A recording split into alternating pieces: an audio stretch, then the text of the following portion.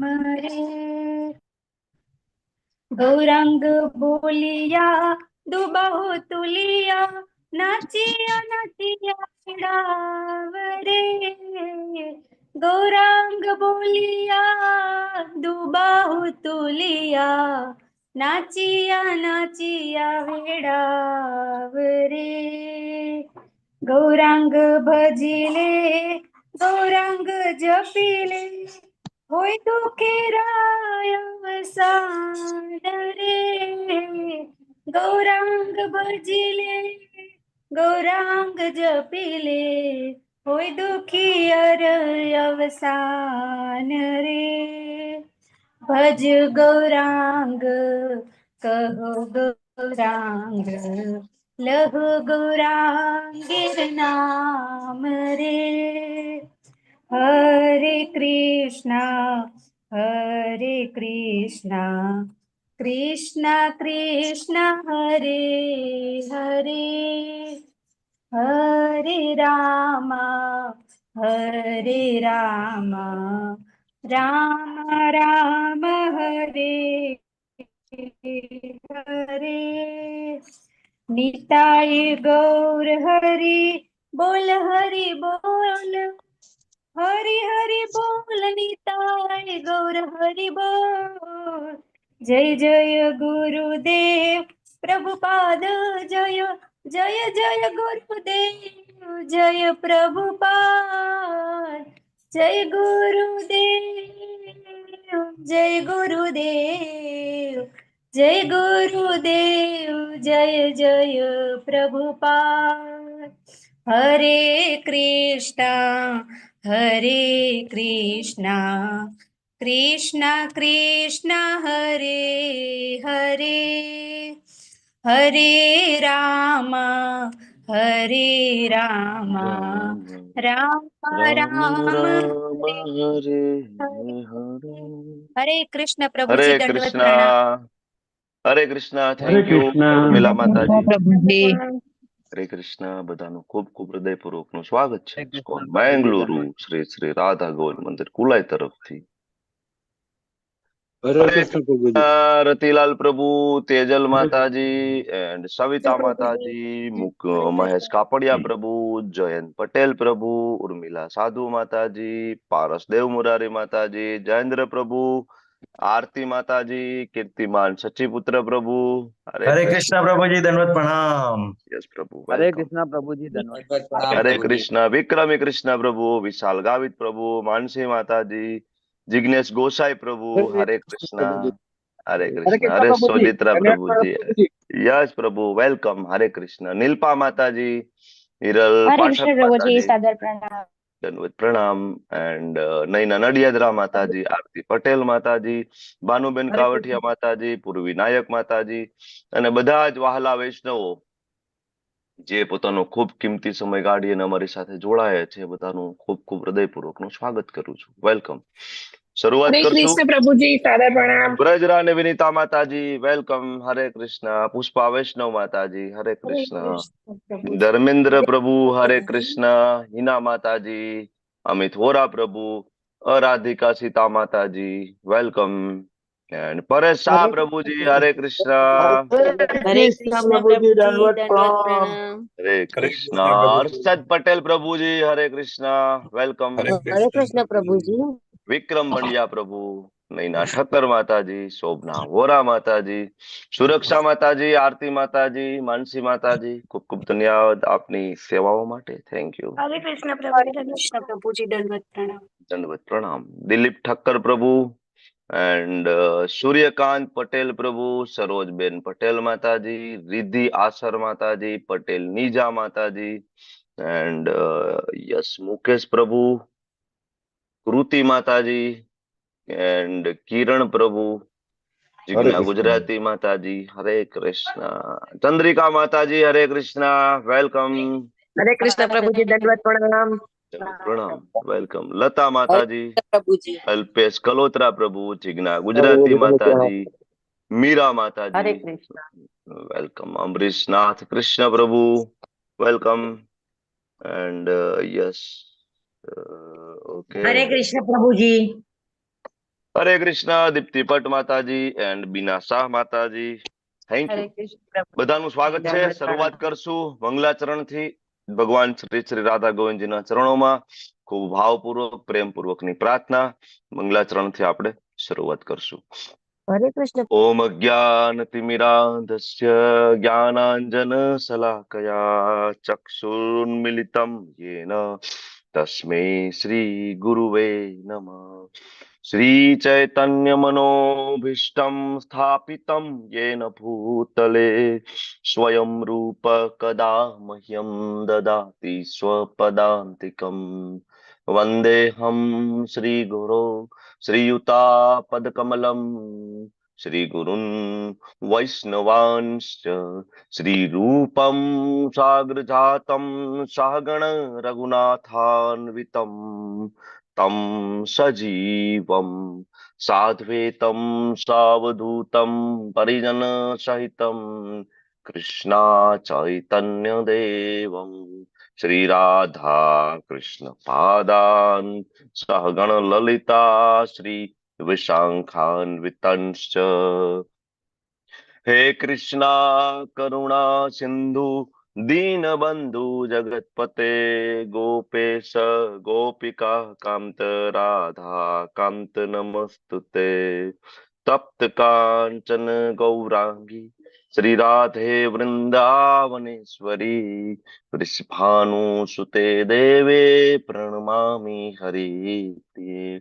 वाञ्छा कल्पतरुभ्यश्च कृपा सिन्धुभ्य एव च पतितानां पावनेभ्यो वैष्णवेभ्यो नमो नमः.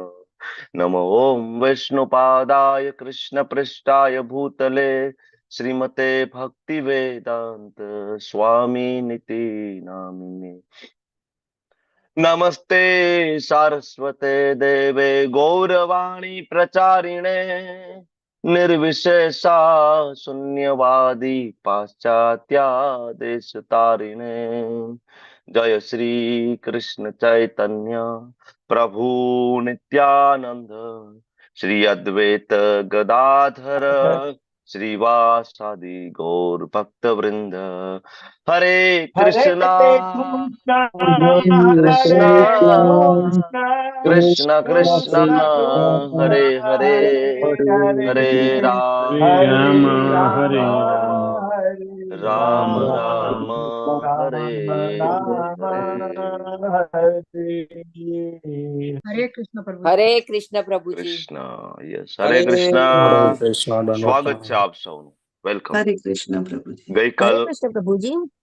હરે કૃષ્ણ હિરલ માતાજી, જાગૃતિ માતાજી, આરતી માતાજી એન્ડ હિતેશ સંપત પ્રભુ વેલકમ. અંકિતા ભટ્ટ માતાજી એન્ડ હેતલ આસર માતાજી વેલકમ. શશી માતાજી હરે કૃષ્ણ વેલકમ. એન્ડ દીપક પટેલ પ્રભુ, ભારતી માતાજી યસ પ્રભુજી. हरे कृष्ण વેલકમ. प्रभु. હરે કૃષ્ણ.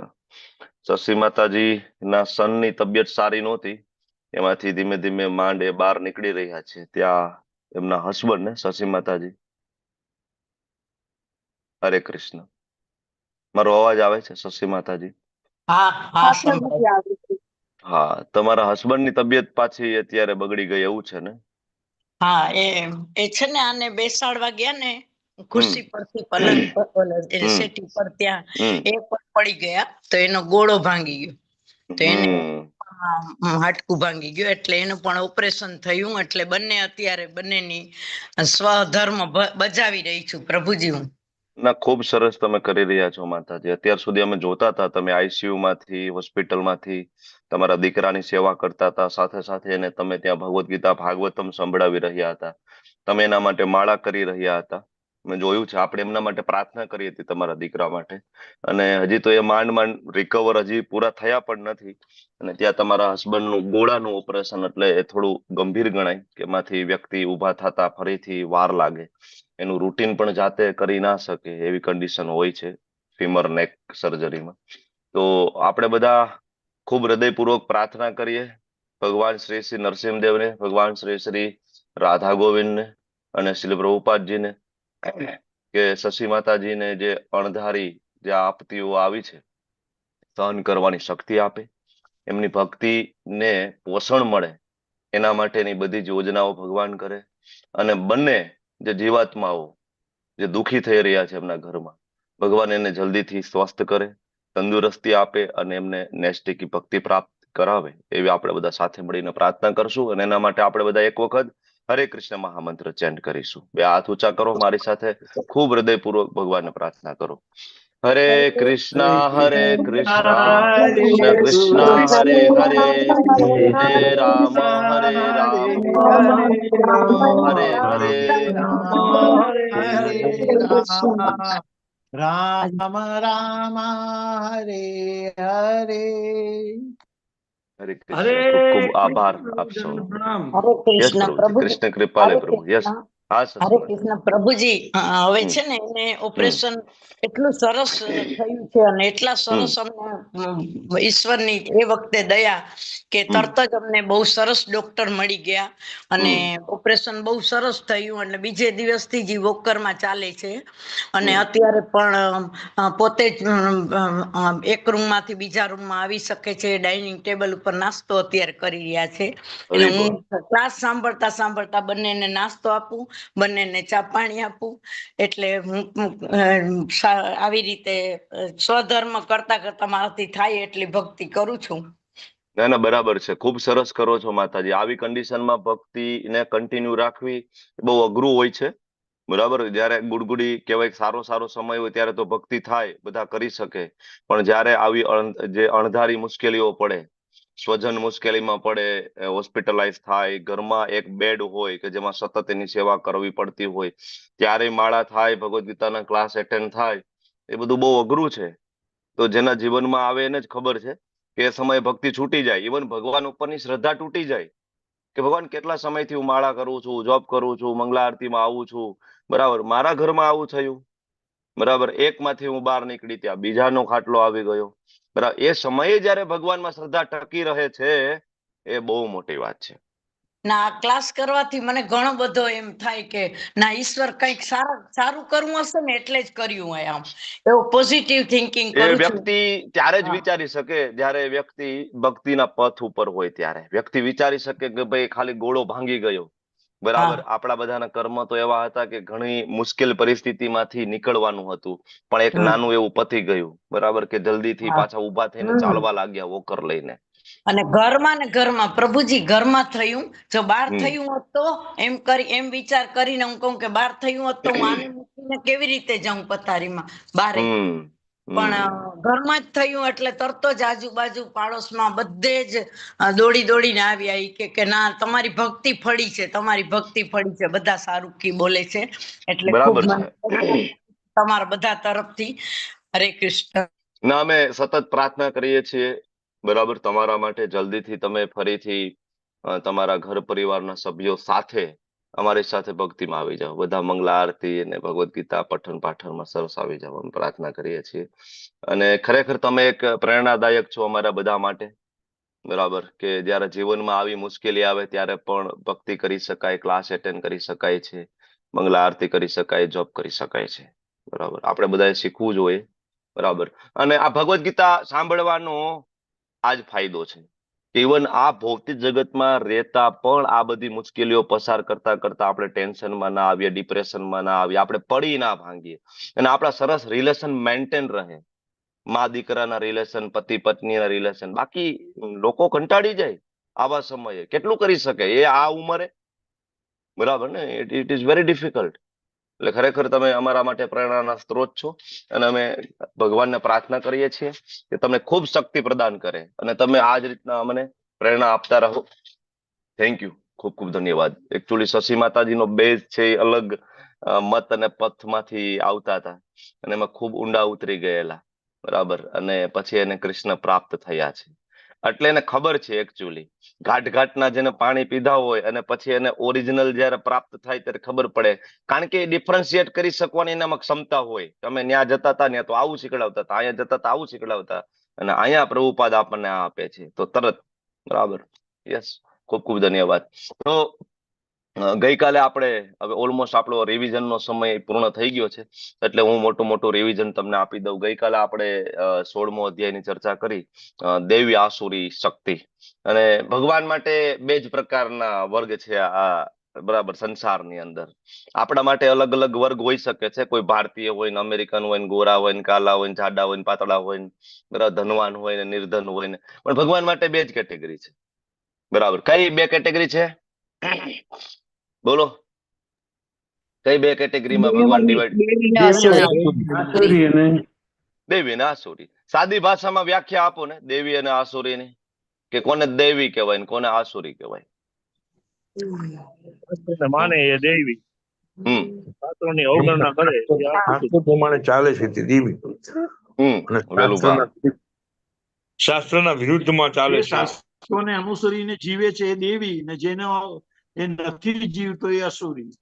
હરી બોલ, પરફેક્ટ છે. જો આ બધા સિનિયર ભક્તો છે આપણા, વેલુભા પ્રભુ, પરેશ શાહ પ્રભુ, લલિત કુમાર વેદ પ્રભુ. Concept clear. બરાબર, કે ભાઈ આસુરી કોણ? તો કે ભાઈ જે શાસ્ત્રને નથી માનતું. એટલે શાસ્ત્ર એટલે શું? બરાબર, તો કે શ્રીમદ ભગવદ્ ગીતા, ભાગવતમ, વેદ, ઉપનિષદ, પુરાણ. બરાબર, એમાંથી આપણા માટે સર્વોચ્ચ. બરાબર, કારણ કે આખા શાસ્ત્રોનો નિચોડ શંકરાચાર્યજી આપણને એમ કે છે કે શ્રીમદ ભગવદ્ ગીતા છે, એટલે એને ગીતોપનિષદ તરીકે ઓળખવામાં આવે છે. તો ભગવદ્ ગીતા પ્રમાણે જે જીવન નથી જીવતો એ અસુર છે.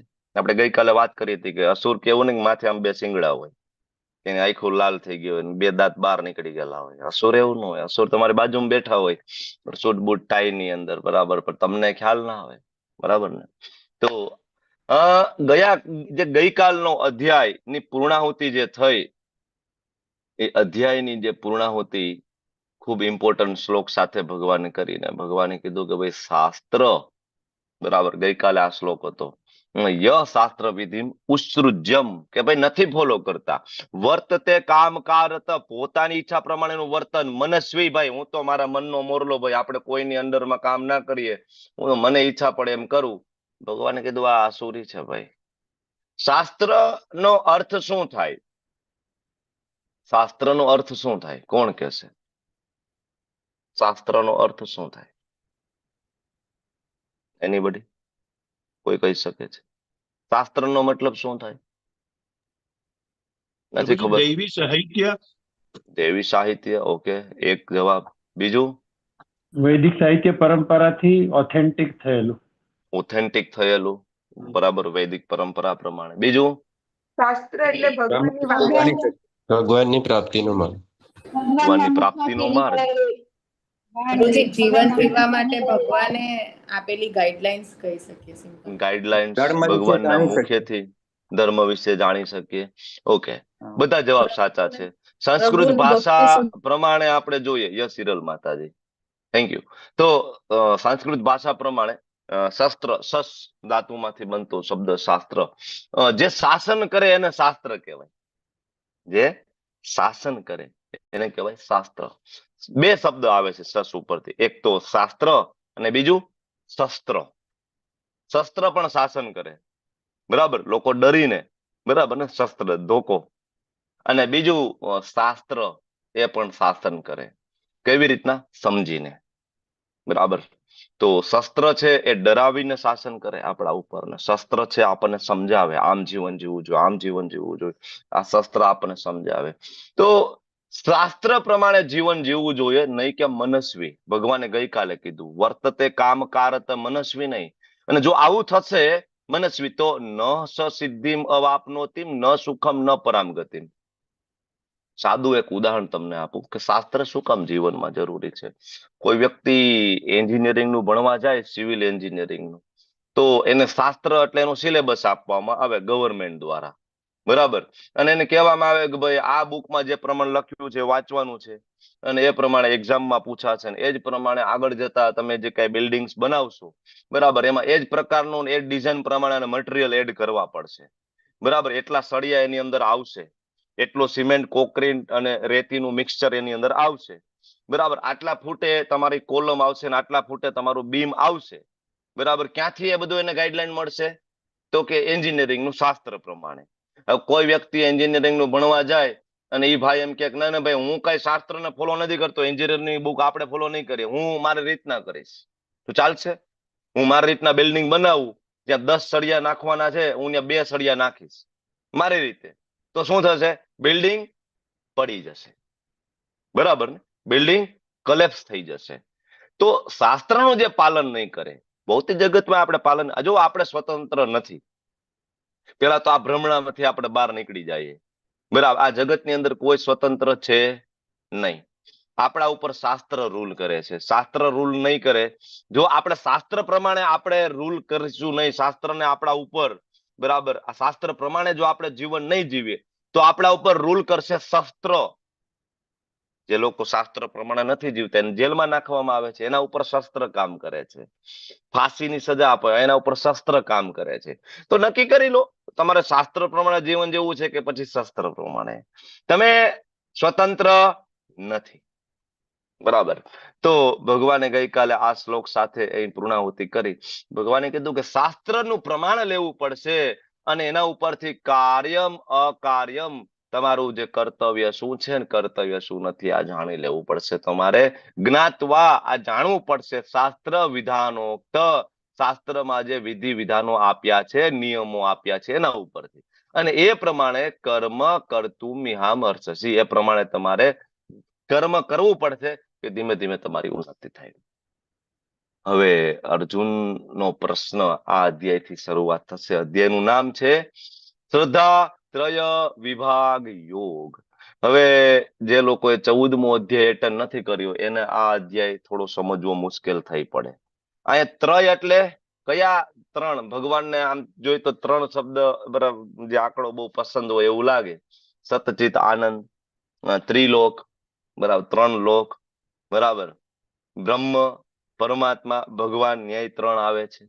ઓકે, તો અહીંયા શ્રદ્ધા ત્રયમાં ત્રય એટલે કયા કયા 3? સત્વ રજ તમસ. સત્વ રજ અને તમસ. એટલે આ અધ્યાયની અંદર 5 મુદ્દા ઉપર આપણે ચર્ચા કરવાના છીએ. શ્રદ્ધા, અન્ન, યજ્ઞ, તપ અને દાન. કેટલા? 5 મુદ્દા. શ્રદ્ધા, અન્ન, યજ્ઞ, તપ અને દાન. આ બધાના 3 પ્રકાર ભગવાન આપણને કહેવાના છે. સત્વ, રજ અને તમ. અર્જુન પ્રશ્ન ભગવાનને પૂછશે પહેલા શ્લોકથી જ.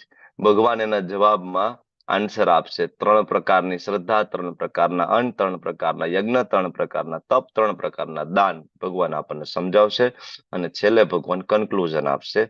એટલે આમ જોઈએ તો અધ્યાયના અંતે ભગવદ્ ગીતા પૂર્ણ થઈ જાય છે. એકવાર ભગવદ્ ગીતા પૂર્ણ થાય 9મા અધ્યાયના અંતે, મન્મના અભવ મદ ભક્તો મધ્યાજી મામ નમસ્કરું. 10મા અધ્યાયથી અર્જુન વિસ્તૃત જાણકારી માંગે છે તો ભગવાન ફરીથી 10મા અધ્યાયથી આપે છે વિસ્તૃત જાણકારી, બરાબર. ફરીથી આ 17મા અધ્યાયના અંતે ભગવદ્ ગીતા પૂર્ણ થઈ જશે. 18મા અધ્યાયમાં અર્જુન રિવિઝન માંગશે ભગવાન પાસે. ભગવાન થોડું રિવિઝન કરાવો, તો ભગવાન એક રિવિઝન સ્વરૂપે 18મો અધ્યાય આપે છે. તો પહેલો જે શ્લોક અર્જુન દ્વારા બોલવામાં આવે છે અહીં, અને ખૂબ પ્રેક્ટિકલ ચેપ્ટર છે, વેરી પ્રેક્ટિકલ. ડૂઝ અને ડોન્ટ.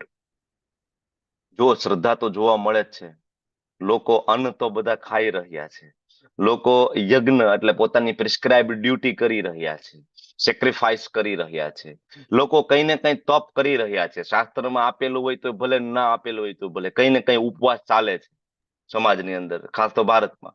અને દાન તો બધા કરી જ રહ્યા છે ને, બરાબર. તો અર્જુન એ પ્રશ્ન ભગવાનને પૂછે છે કે ભગવાન, આ જે શ્રદ્ધા છે, આ જે યજ્ઞ છે, તપ છે, અન્ન છે, દાન છે, બરાબર, શાસ્ત્ર પ્રમાણે ના હોય તો પછી એની પોઝિશન કેવી છે? શાસ્ત્ર પ્રમાણે તો ભગવાનને પ્રસન્ન કરવા માટે થવું જોઈએ. આપણે એ 3જા અધ્યાયની અંદર ભણી ગયા કે યજ્ઞ અર્થાત કર્મણો અન્યત્ર લોકો એમ કર્મ બંધન. શ્લોક યાદ આવે છે તમને લોકોને? 3જો અધ્યાય યાદ આવે છે? 3જો અધ્યાયનો જે પરિભાષા સૂત્ર, બરાબર, એ હતું યજ્ઞ અર્થાત કર્મણો અન્યત્ર.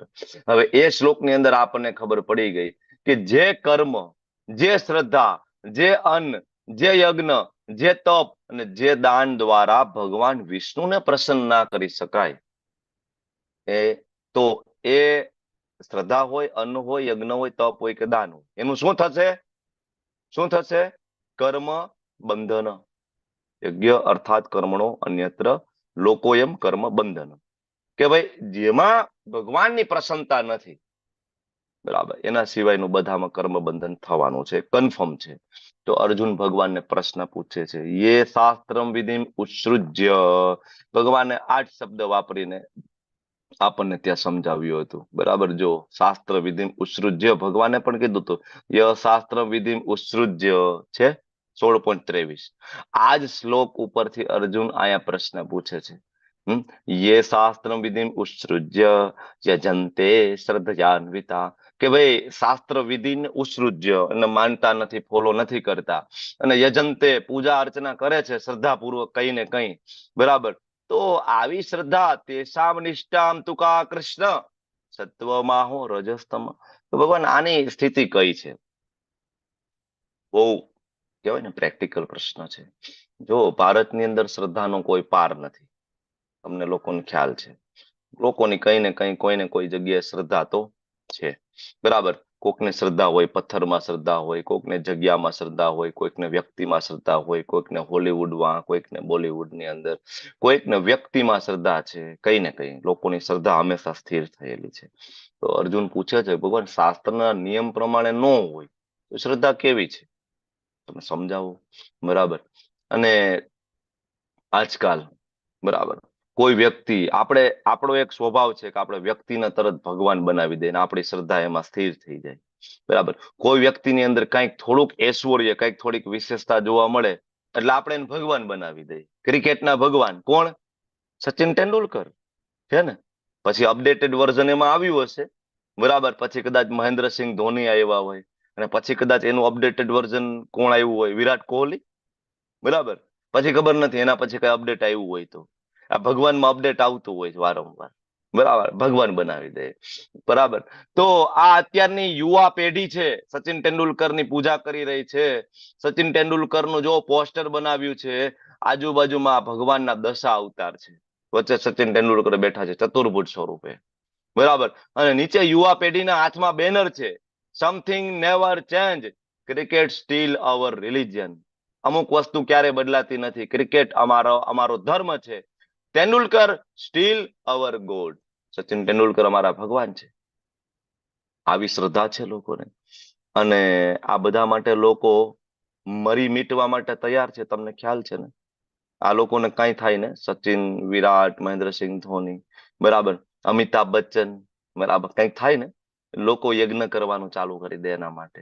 લોકો માનતા માને. તમને ખબર છે ઓલું મૂવી આવ્યું હતું અમિતાભ બચ્ચનનું, કુલી, લગભગ, બરાબર ને? તમને લોકો બહુ જૂનું મૂવી છે, જે લોકો મારા વડીલ મિત્રો હશે એમને બધાને ખ્યાલ હશે. એ લગભગ કુલીનું શૂટિંગ સમયે અમિતાભ બચ્ચનને એક ઇન્જરી થઈ હતી ફાઇટ કરતા કરતા, અને એના ઇન્જરીમાં એની સ્પ્લીન એટલે બરોળ એ ફાટી ગઈ હતી, અને એ બહુ સિરિયસ ઇન્જરી કહેવાય. ખૂબ એનું બ્લડ નીકળી ગયું હતું ઓલમોસ્ટ. બરાબર, કે કહેવાય કે હવે બચે એવી સંભાવના ઓછી હતી. તો આખા ભારતમાં એના નામના યજ્ઞ અને બધું ચાલુ થયું હતું. કેટલા લોકોએ ડોનેટ, ઘણું બધું કર્યું તેના માટે. કરતા હોય છે ક્રિકેટના ભગવાન, બોલિવૂડના, એના મંદિરો પણ છે. અમિતાભ બચ્ચનનું મંદિર છે મુંબઈમાં, ક્યારેક જવું હોય તો દર્શન કરવા, બચ્ચન ધામ કરીને છે. એના ચરણ પાદુકા સફેદ કલરના બૂટ ત્યાં રાખ્યા છે. ત્યાં બચ્ચન ચાલીસાય લખી છે, જય જય અમિતાભ સાય, આવું બધું છે. વિચાર કરો લોકોની શ્રદ્ધા ક્યાં ક્યાં સ્થિર છે. અને હજી બાકી હોય તો પોલિટિશિયનના મંદિરો બને છે, નરેન્દ્ર મોદી સાહેબના મંદિરે છે. બરાબર, જયલલિતાના મંદિર તો અઢળક ઢગલા બંધ મંદિરો છે. અને બાકી હોય તો રાવણના મંદિરે છે. બરાબર ને, દશાનંદ રાવણના મંદિર છે. બરાબર, તો અર્જુન પૂછે છે ભગવાન આવી શ્રદ્ધા છે, આને કઈ કેટેગરીની ગણવાની? સચિન, રજનીકાંતના કેટલા બધા મંદિર છે તમને ખબર છે? રજનીકાંતને લોકો ભગવાન તરીકે પૂજે છે. બરાબર, તો આ બધા રજનીકાંત, અમિતાભ બચ્ચન, જયલલિતા, સચિન તેંડુલકર, એના સિવાયની કઈ પણ એવી શ્રદ્ધા હોય કે જે શાસ્ત્ર વિરુદ્ધની શ્રદ્ધા હોય, તો ભગવાનને અર્જુન પૂછે છે કે કઈ પ્રકારની છે. અને એકચ્યુઅલી આ જાણવાથી આપણને ફાયદો શું? તો ભગવાન આમાં એ શ્રદ્ધા સાથે એની ગતિ કહેવાના છે. બરાબર, અને આમ જોઈ તો એના વિશેની ચર્ચા આપણે 14મા અધ્યાયમાં કરી ગયા છીએ. તમે આ શ્લોક બરાબર ફરીથી વાંચી લો. 14મો અધ્યાયમાં કદાચ તમે હાજર ના હોય તો 3 પ્રકારના ગુણ સત્વગુણ, રજોગુણ અને તમોગુણ. સત્વગુણમાં કોઈની શ્રદ્ધા હોય, સત્વગુણમાં કોઈનું અન્ન હોય, સત્વગુણમાં યજ્ઞ હોય, સત્વગુણમાં દાન હોય, સત્વગુણમાં કર્મ હોય, તપ હોય, સત્વગુણી બુદ્ધિ હોય, સત્વગુણી કર્તા હોય, ઘણું બધું આવશે 18મા અધ્યાયમાં, 17મા અધ્યાયમાં. જે કઈ પણ વસ્તુ સત્વગુણની અંદર હોય અને એ મનુષ્ય સત્વગુણમય જીવન જીવે તો મૃત્યુ થાય તો ક્યાં જાય? ભગવત ધામ જાય. જાય ને? ના, જાય કે ન જાય? ના જાય. ન જાય તો ક્યાં જાય? ઉપરના લોકમાં જાય. એટલે ક્યાં જાય? બ્રહ્મલોક સુધી પહોંચે. ઉપરના લોકમાં, સ્વર્ગલોકમાં જાય, જનલોકમાં જાય, તપોલોકમાં જાય, મહરલોકમાં જાય. ભગવત ધામ જાય નહીં. બરાબર. એટલે કોઈ બધી જ વસ્તુ સત્વગુણમાં હોય તો પણ ભગવત ધામ ના જઈ શકે. પીછું અને પછી મધ્યે તિષ્ઠંતી રાજસા. રજોગુણમાં હોય ક્યારે? અહીંયા મૃત્યુલોકમાં, પૃથ્વીલોકમાં. જગન્ય ગુણ વૃત્તિસ્થા અધો ગચ્છન્તિ તામસા. નીચલા યોનિમાં અને નીચલા લોકમાં ગતિ પ્રાપ્ત થાય. કોની? તામસા. આ શ્લોક બરાબર યાદ રાખજો, કારણ કે જે કઈ ચર્ચા થશે એના બેઝ ઉપર થશે. હવે સતોગુણી, રજોગુણી કે તમોગુણી ત્રણેય વ્યક્તિ ભગવત ધામ જઈ શકતા નથી. અને આ વસ્તુ ભગવાને આપણને છેક બીજા અધ્યાયમાં સમજાવી છે. હું તમને બીજા અધ્યાયમાં લઈ જાઉં છું. બીજા અધ્યાયનો 45મો શ્લોકમાં ભગવાન અર્જુનને કહે છે, ત્રૈગુણ્યા વિષયા વેદા નેસ્ત્રૈગુણ્યો ભવાર્જુન. હે અર્જુન, પ્રકૃતિના 3 ગુણો કયા કયા? સત્વગુણ, રજોગુણ અને તમોગુણ. આનાથી પરે થવાનું છે. સત્વમાં પણ નહીં, રજોમાં પણ નહીં, તમોમાં પણ નહીં. આનાથી પરે થવાનું છે. તો અને તો જ બધા દ્વંદ્વોમાંથી તમે મુક્ત થશો. કયા કયા દ્વંદ્વો? લાભ, હાનિ, આ બધા દ્વંદ્વો કહેવાય. ત્યારે તમે ચિંતાઓથી રહિત થશો. ત્યારે તમારું મન કમ્પ્લીટલી શાંત થશે અને ત્યારે તમે આત્મપરાયણ એટલે કે હું કોણ છું એને તમે ઓળખી શકશો. ત્યારે તમને ખબર પડશે કે ભગવાન કોણ છે, અને એ તમને ખબર પડશે તો ભગવાન સાથેનો શું સંબંધ છે એનો તમને ખ્યાલ આવશે. અને તો અને માત્ર તો જ આપણે ભગવત ધામ જઈ શકીશું. તો ભગવાને બીજા અધ્યાયના 45મા શ્લોકમાં આપણને કહી દીધું છે કે ત્રણેય ગુણમાં નહીં, સત્વમાં પણ નહીં, રજોમાં પણ નહીં, તમોમાં પણ નહીં. હવે આ અધ્યાયની અંદર જે કઈ પ્રકાર સમજાવવામાં આવશે તો 3 જ સમજાવવામાં આવશે, સત્વ, રજ, તમો. પણ આપણે એકેયમાં પડવાનું નથી. આપણે ચોથું વિચારવાનું છે. ચોથું કયું? શુદ્ધ સત્વ. શુદ્ધ સત્વ. અથવા તો ગુણાતીત અવસ્થા. સત્વથી પણ ઉપર ગુણાતીત અવસ્થા. તો ભગવાન અર્જુનના પ્રશ્ન પ્રમાણે કે શાસ્ત્ર પ્રમાણેની શ્રદ્ધા ના હોય, જેમાં કૃષ્ણ ના હોય, બરાબર, તો એ કયા ગુણમાં? તો ભગવાન કહે છે, ત્રિવિધા ભવતી શ્રદ્ધા દેહી નામ સ્વભાવજા સાત્વિકી રાજસી ચેવ તામસી ચેતી તામ શૃણુ. ભગવાન કે અર્જુન તું સાંભળ, સા સ્વભાવ જા, પ્રકૃતિના જે 3 ગુણો સ્વભાવ જા, એ પ્રમાણે કોઈ પણ વ્યક્તિની 3 પ્રકારની શ્રદ્ધા હોય. હવે અહીંયા જયારે શ્રદ્ધાની વાત કરે છે ને, તો અધ્યાયનું નામ છે શ્રદ્ધાત્રય. એટલે શ્રદ્ધાની અંદર 5 બીજા વિભાગ ઓલરેડી કવર છે. અન્ન, તપ, દાન, બરાબર, આ બધું આની અંદર કવર છે. યજ્ઞ. તો ભગવાન કે આ બધું 3 પ્રકારનું હોય. બરાબર. પ્રકૃતિના વિભિન્ન ગુણો મનુષ્યના અસ્તિત્વ પ્રમાણે વિશેષ પ્રકારની શ્રદ્ધા ધરાવતા હોય, વિશેષ પ્રકારનું અન્ન, યજ્ઞ, દાન, તપ કરતા હોય, અને આ જીવે સ્વયં અર્જિત કરેલું છે. ભગવાન પોતે ઈચ્છતા નથી કે કોઈ વ્યક્તિ સત્વગુણમાં રહે, રજોગુણમાં રહે કે તમોગુણમાં રહે. ભગવાનની ઈચ્છા તો 2.45માં આપણને કહી દીધું છે. છેક બીજા અધ્યાયમાં ભગવાને અર્જુનને કહી દીધું કે અર્જુન, ત્રૈગુણ્યા વિષયા વેદા નેસ્ત્રૈગુણ્યો ભવાર્જુન. 3 ગુણોથી ઉપર ઉઠો. ભગવાને તો ત્યાં જ કહી દીધું છે. બરાબર. છતાંય કોઈ જીવ આ જગતમાં રહીને જે મુજબનું કર્મ કરશે એ પ્રમાણેના ગુણ એ અર્જિત કરશે, અને એ પ્રમાણે એનો નેક્સ્ટ બર્થમાં એ ગુણની સાથે જોડાયેલી શ્રદ્ધા, એ પ્રમાણેનું ફેમિલી, એ પ્રમાણનું અને એ પ્રકારનું મિત્ર મંડળ, એ પ્રકારનો દેશ, જાતિ, ધર્મ આની આજુબાજુમાં એ રહેશે. એને અર્જિત કરેલું છે, એને મેળવેલું છે, એને કમાણી કરેલી છે. એટલે ધ્યાન રાખવું પડે કે આ મનુષ્ય જન્મમાં આપણે શેની કમાણી કરવી છે. જેની કમાણી કરશું એ પ્રમાણેના ગુણ આપણને પ્રાપ્ત થશે. આ જન્મમાં સત્વગુણની કમાણી કરશું તો આગળ આપણને ઉપરના લોક પ્રાપ્ત થશે. બરાબર. એ મુજબની આપણી શ્રદ્ધા કંઈક ડેવલપ થશે. રજોગુણની કમાણી કરશું તો આઈને અહીંયા આવશું, એ મુજબનું એસોસિએશન આપણને પ્રાપ્ત થશે.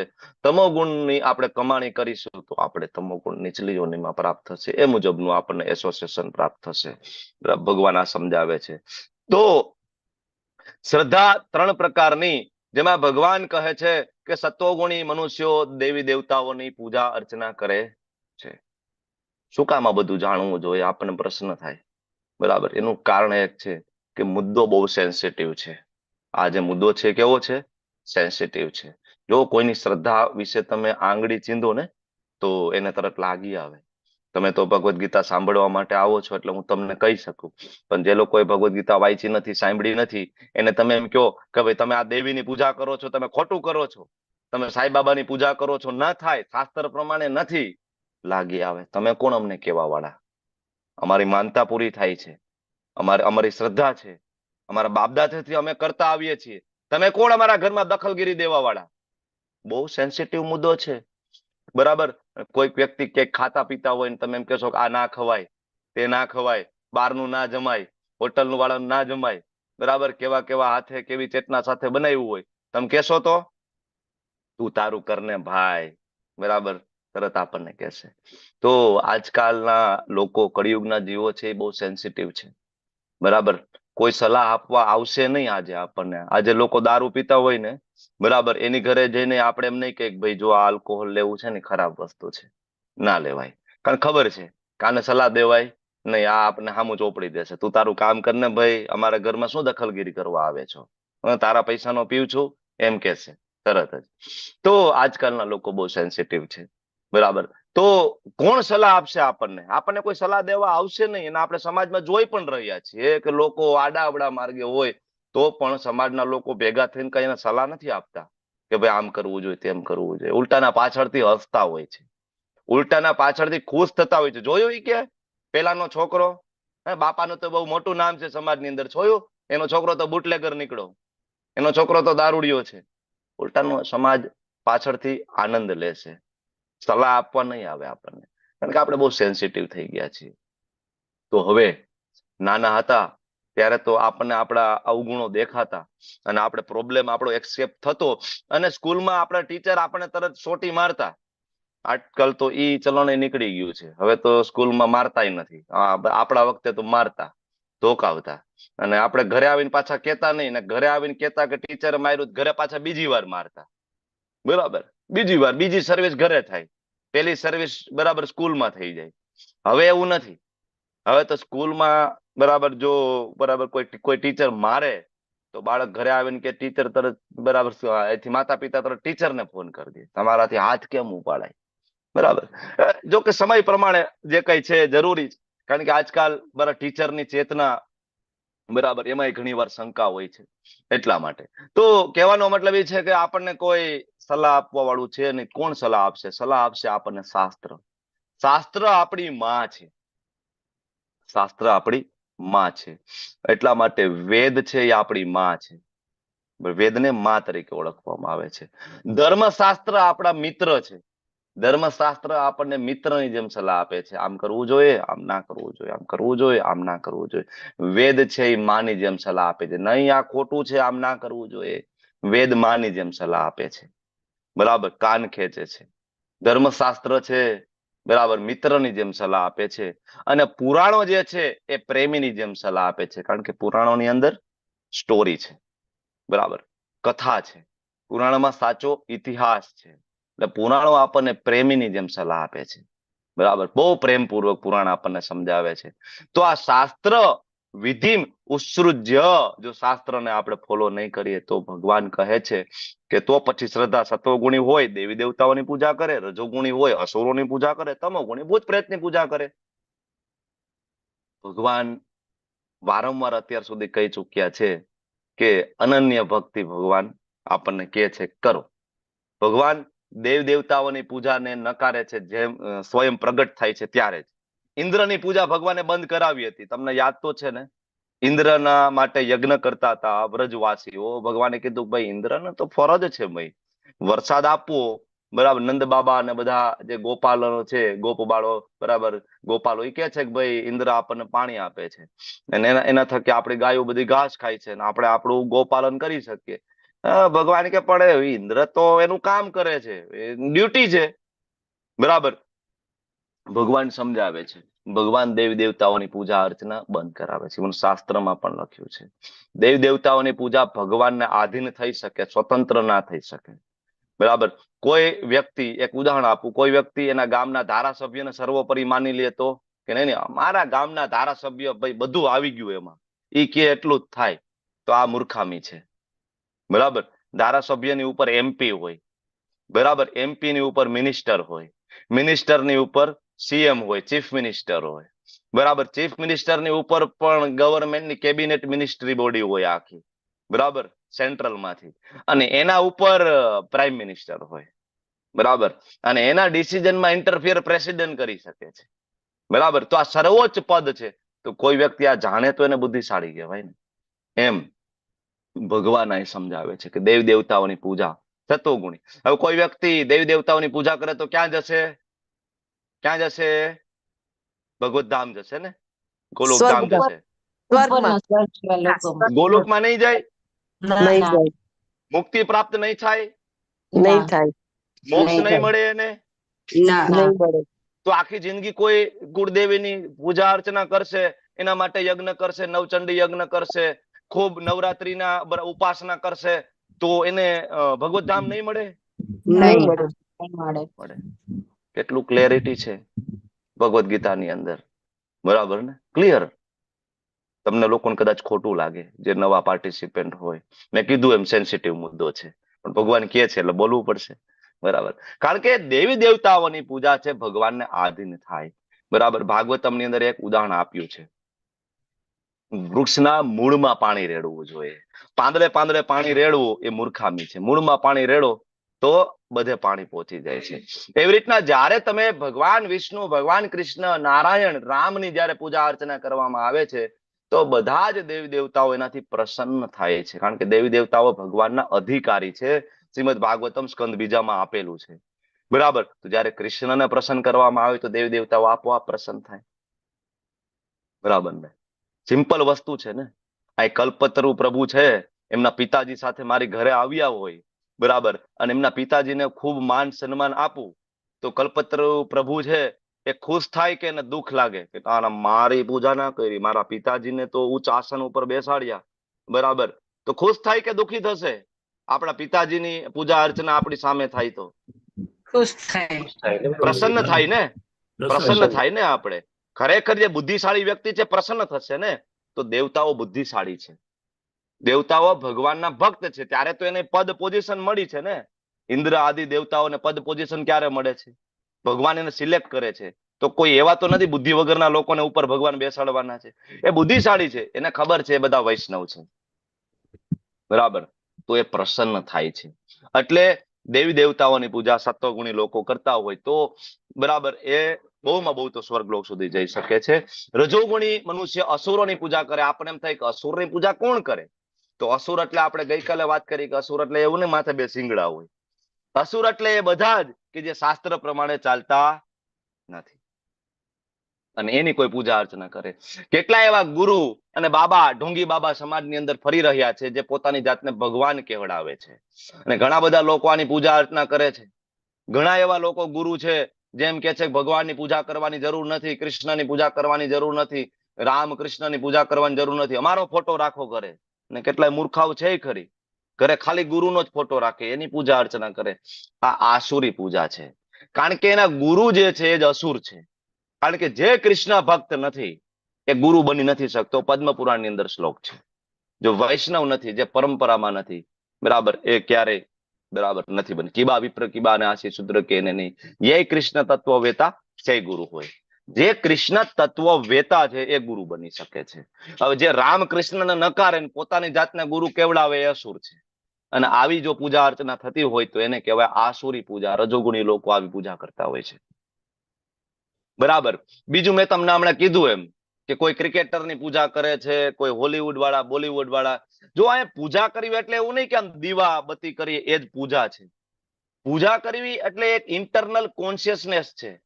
ઘરે ભલે તમે સવારમાં તમારા અલ્ટર, તમારા મંદિરમાં તમે પૂજા કરતા હોય માતાજીની, રાધા કૃષ્ણની, રામચંદ્રજી, જાનકીજીની, પણ આખો દિવસ તમે ચિંતન કોનું કરો છો? ખરેખર પૂજા એટલે સ્મરણ, એના વિશે વિચારવું, એનું નામ, એનું જપ, એનું ચિંતન, એ પૂજાનો આખો એક ભાગ છે. એવું નહીં કે 2 મિનિટ સવારમાં ડીંગ ડીંગ ડીંગ દીવાબત્તી કરી લીધા એટલે એ આપણી શ્રદ્ધા એમાં છે. શ્રદ્ધા એમાં કહેવાય જેના વિશે તમે 24 કલાક બરાબર ચિંતન કરો છો.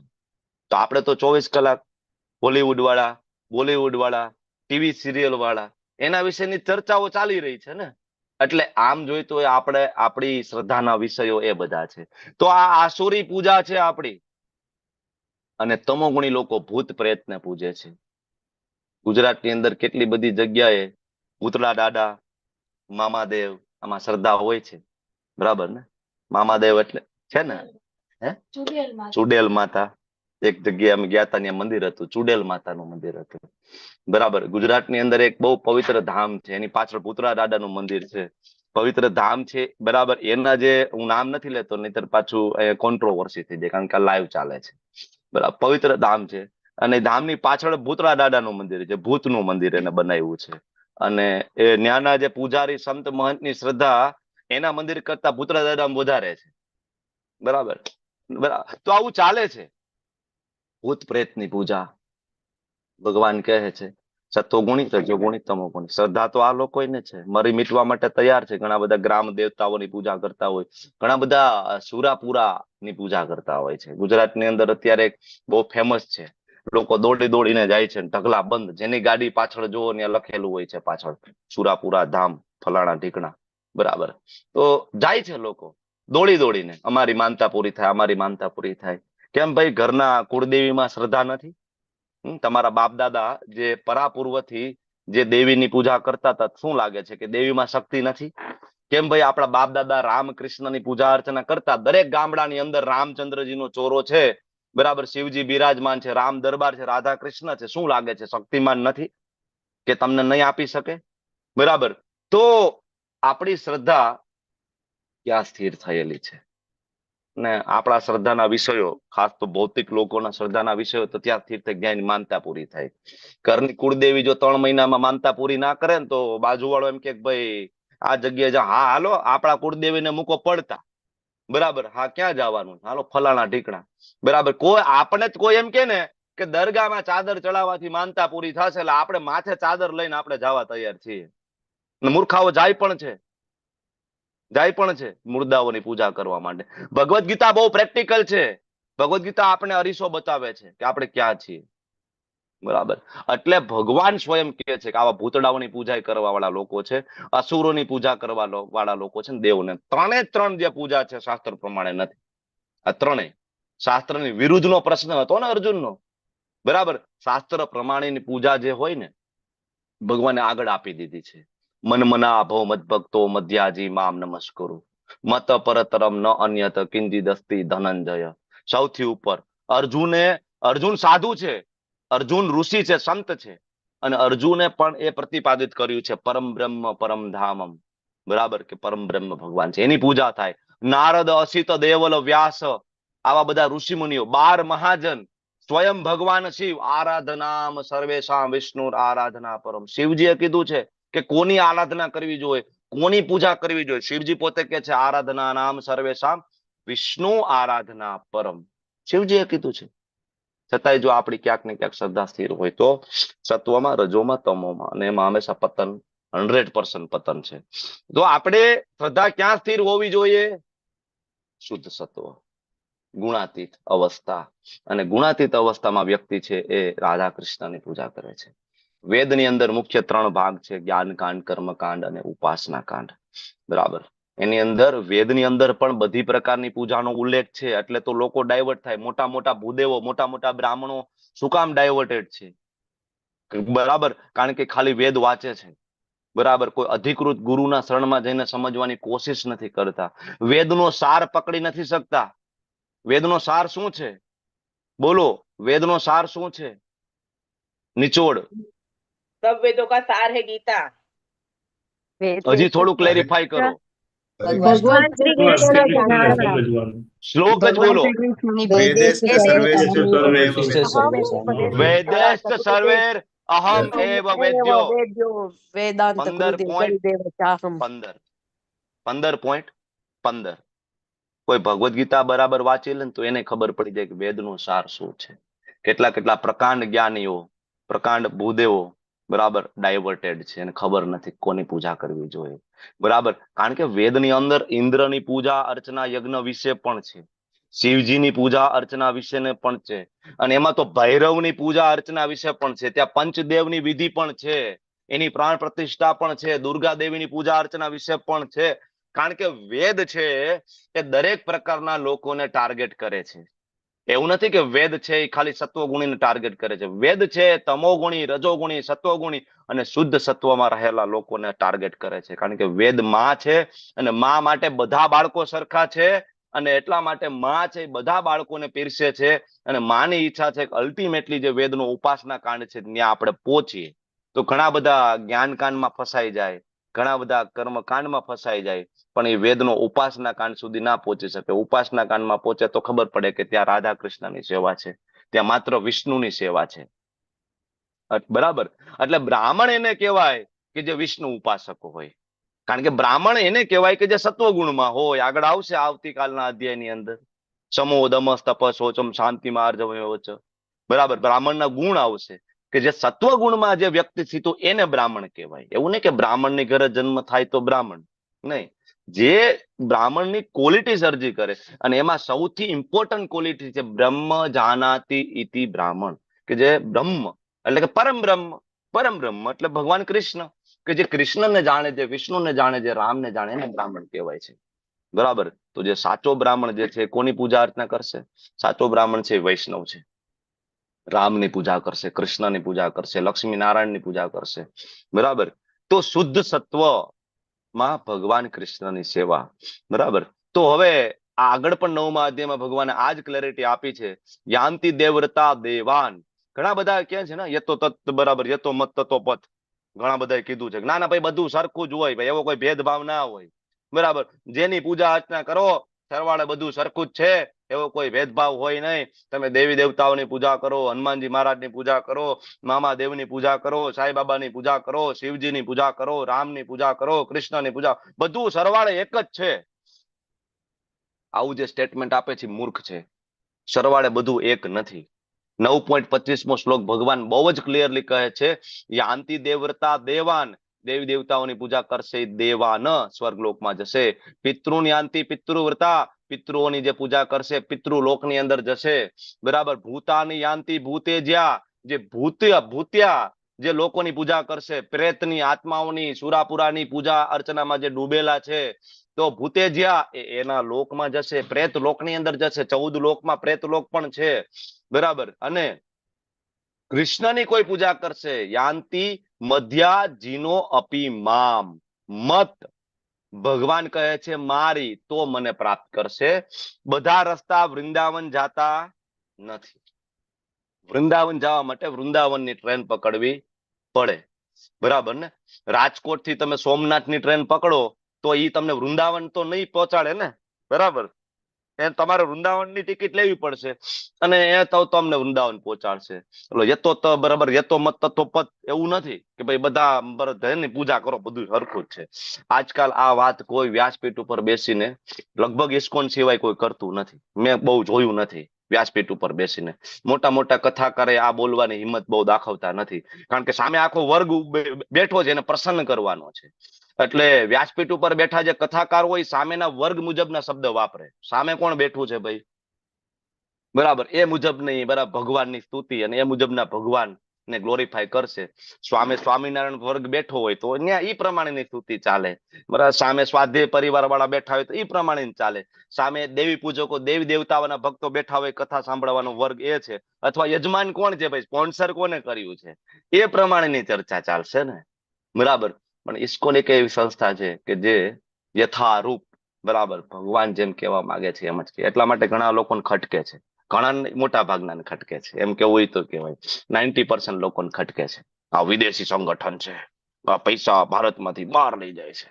મૂળ મુદ્દો એ નથી, મૂળ મુદ્દો ખટકે છે આ કે આપણે અહીંયા દૂધ જેવું દૂધ જ આપીએ છીએ. ભાઈ પૂજા અર્ચના સેવા કૃષ્ણની થાય, જે આપણને શિવજીએ શીખડાવ્યું, બ્રહ્માજીએ શીખડાવ્યું, ઇન્દ્રએ શીખડાવ્યું, નારદ, અસિત, દેવલ, વેદવ્યાસ, સુખદેવજી, શોધ ગોસ્વામી બધા સેમ વસ્તુ એક જ સીધી લાઈનમાં કહીને ગયા છે, કરવાનું આ છે.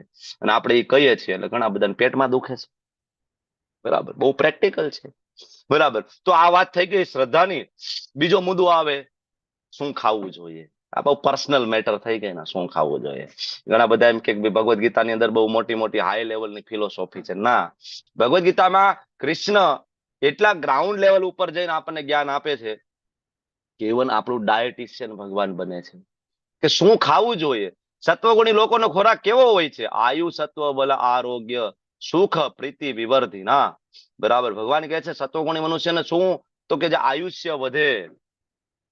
પીઝા ખાવાથી આયુષ્ય વધે, બર્ગર ખાવાથી આયુષ્ય વધે, પાણીપુરી ખાવાથી આયુષ્ય વધે, બલ વધે, બલ જીવન શુદ્ધ કરે, આત્માની શુદ્ધિકરણ કરે પાણીપુરી રોડ પર ખાવાથી. સ્વાસ્થ્ય આપશે, સુખ આપશે, તૃપ્તિ આપશે? નહીં આપે. બરાબર, તમને બધાને ખબર જ છે કે નહીં આપે. તમે બોલો કે ના બોલો, બરાબર. તો આવું અન્ન ભગવાન કહે છે કે રસમય હોવું જોઈએ, તેની અંદર ટેસ્ટ હોવો જોઈએ, સ્નિગ્ધ હોવું જોઈએ, પોષણ કરે. ચરબી, બરાબર, માંસ, રક્ત, જે સપ્ત ધાતુ છે, રસ, રક્ત, માંસ, મેદ, અસ્થિ, મજા અને છેલ્લે શુક્ર. આયુર્વેદની અંદર આ 7 ધાતુઓનું વર્ણન છે. અને કોઈ પણ ખોરાક છે 7 ધાતુને પોષણ કરતા કરતા છેલ્લે 7 ધાતુનો જે સાર બનાવે એનું નામ ઓજ.